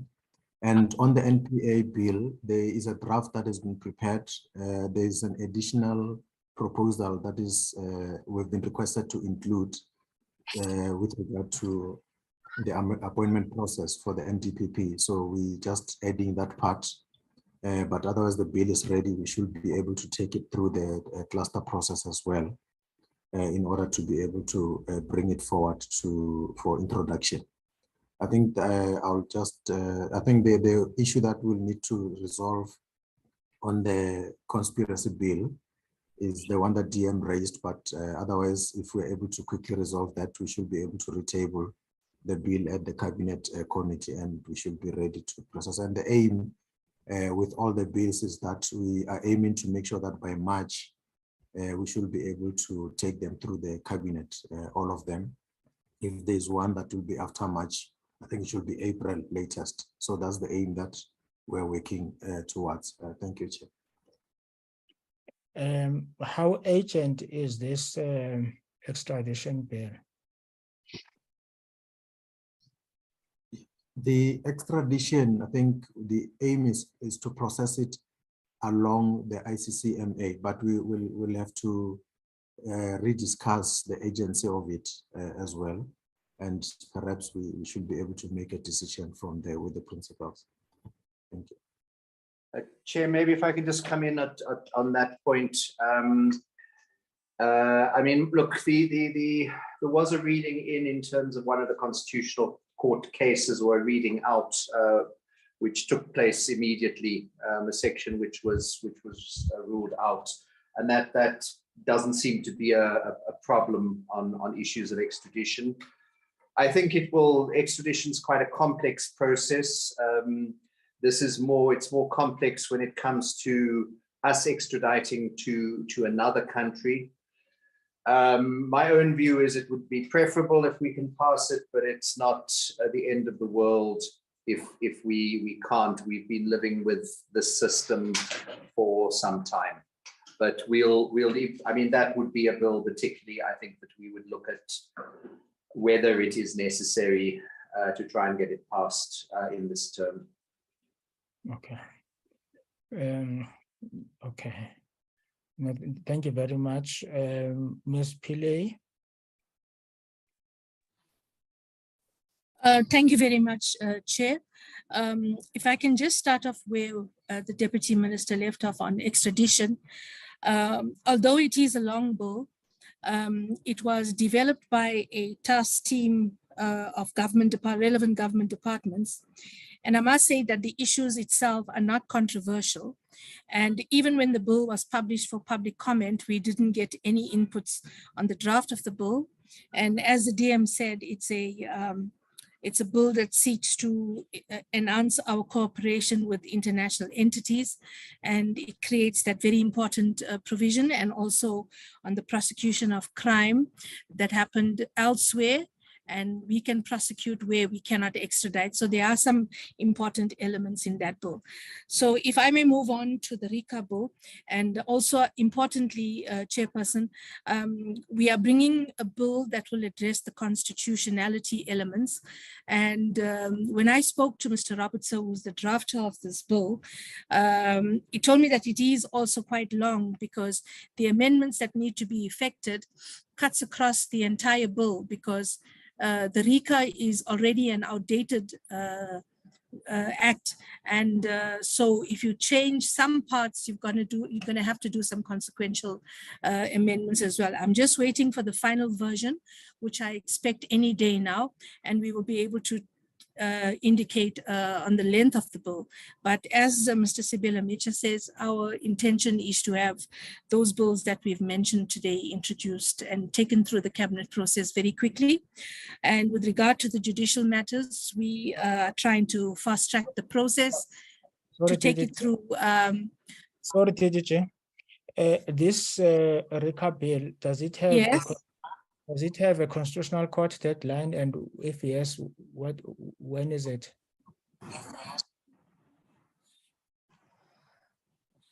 Yes, Chair, the deadline is 2024. When? 2024? I think it's April 2024. If we can just double check the date, because we've dealt with that on a few occasions, but it is April 2024, if I recall correctly. So which means it needs to be finalized this year.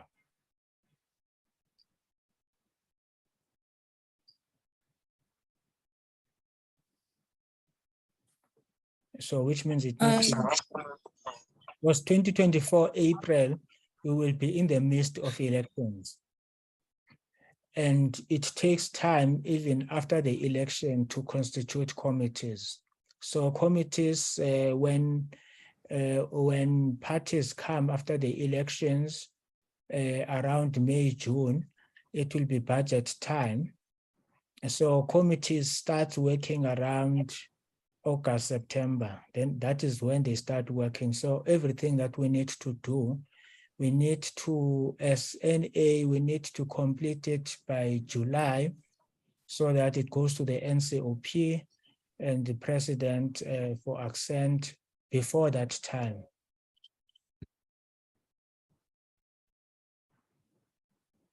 Maybe, Chair, if I may assist with the date, civil mention. Yes. It's the 3rd of February, 2024. Yeah, it's even worse. So we need to do everything this year. Early January, in fact, early February, after the State of the Nation, Parliament is going to be dissolved. So by July, we need to finish the bill so it can go to the NCOP. The NCOP has got its own processes. And it goes to the president. Also the president must look at whether the bill is constitutional before he assents to it. So we need to finish the bill by July.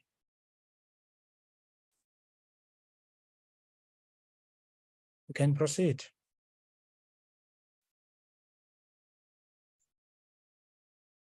PDJ, you can proceed. Yes, thank you, Chairperson.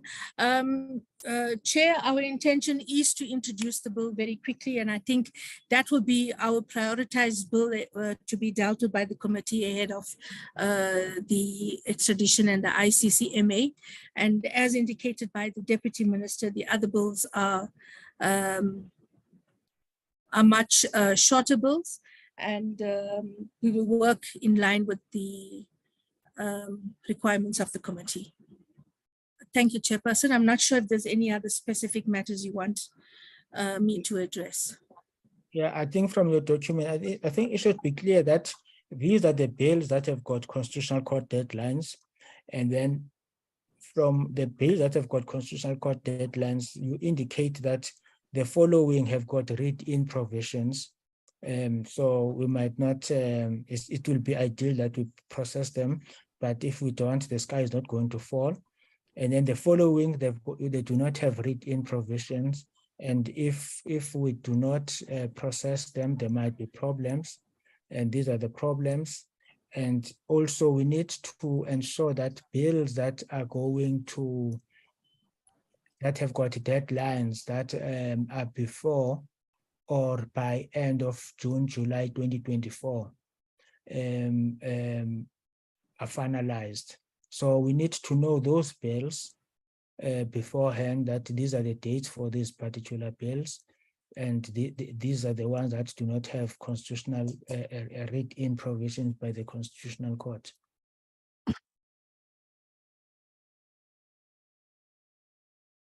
You can proceed. Thank you, Chairperson. I think the only one that would need to be dealt with is the RICA bill. I don't think there are any other bills at this stage on the program with Constitutional Court deadlines. It's the Muslim marriages matter, which I think is a Department of Home Affairs issue that's been taken forward in the Consolidated Marriage Bill that also involve the Department of Justice. The other issues that we want to deal with relating to constitutional issues where there are reading ins, but still we want to do the amendments, those appear in the Judicial Matters Amendment Bill. And at this stage, the bills that we listed on the program itself, there's nothing further related to Constitutional Court deadlines. Yeah, but the challenge I have, Deputy Minister, is that we set a briefing on the legislative program by the executive, which from where I sit, it should not only be for the Department of Justice, it should also be for the Department of Correctional Services. And we know that there is a Constitutional Court deadline for the JX bill. Already we have been given 12 months, which ends in November. That should have been part. In fact, we expect when we say ministry, in fact, the legislative program of the department by the ministry, that is the ministry for the two departments. Chair, yeah, look, I understand the problem is that I don't think have been given the letter, but the Correctional Services Amendment Bill is on the letter that we sent to the committee from the Minister to the Deputy President. It's in fact number 2, and that is the JICS bill. And I did also speak about that, but I don't know if anybody knows from Justice, because Justice is here. So that's on the program. But because it's Justice officials that are here and the Deputy Minister of Justice, not Corrections, we can't really say much about where that bill is. Okay, Honorable Jele, your hand is up.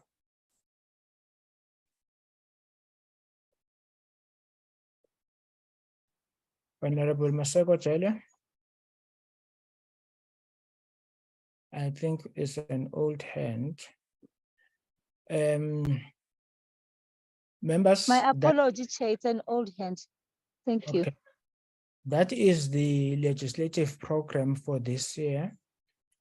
And members would know that as much as we would have these bills that needs to be finalized, we also have to do with serious oversight issues of the 2 departments, especially the Master's Office, the infrastructure issues. So it will not only be the legislative program that we'll be dealing with, but also the normal oversight issues. And we have prioritized the issue of the Master's Office. So that is why we have always been saying that we need to be much more efficient with the use of time. Maybe when we come back after March, we might have to think about our program in a different manner, especially if we have to finalize both the bills and the oversight issues, especially of the entities that we are looking at. But that is the oversight program, the legislative program that we have been given. If there are no further questions on the legislative program, the meeting is adjourned. But can I have for a few minutes just members of the Portfolio Committee on Justice remaining behind?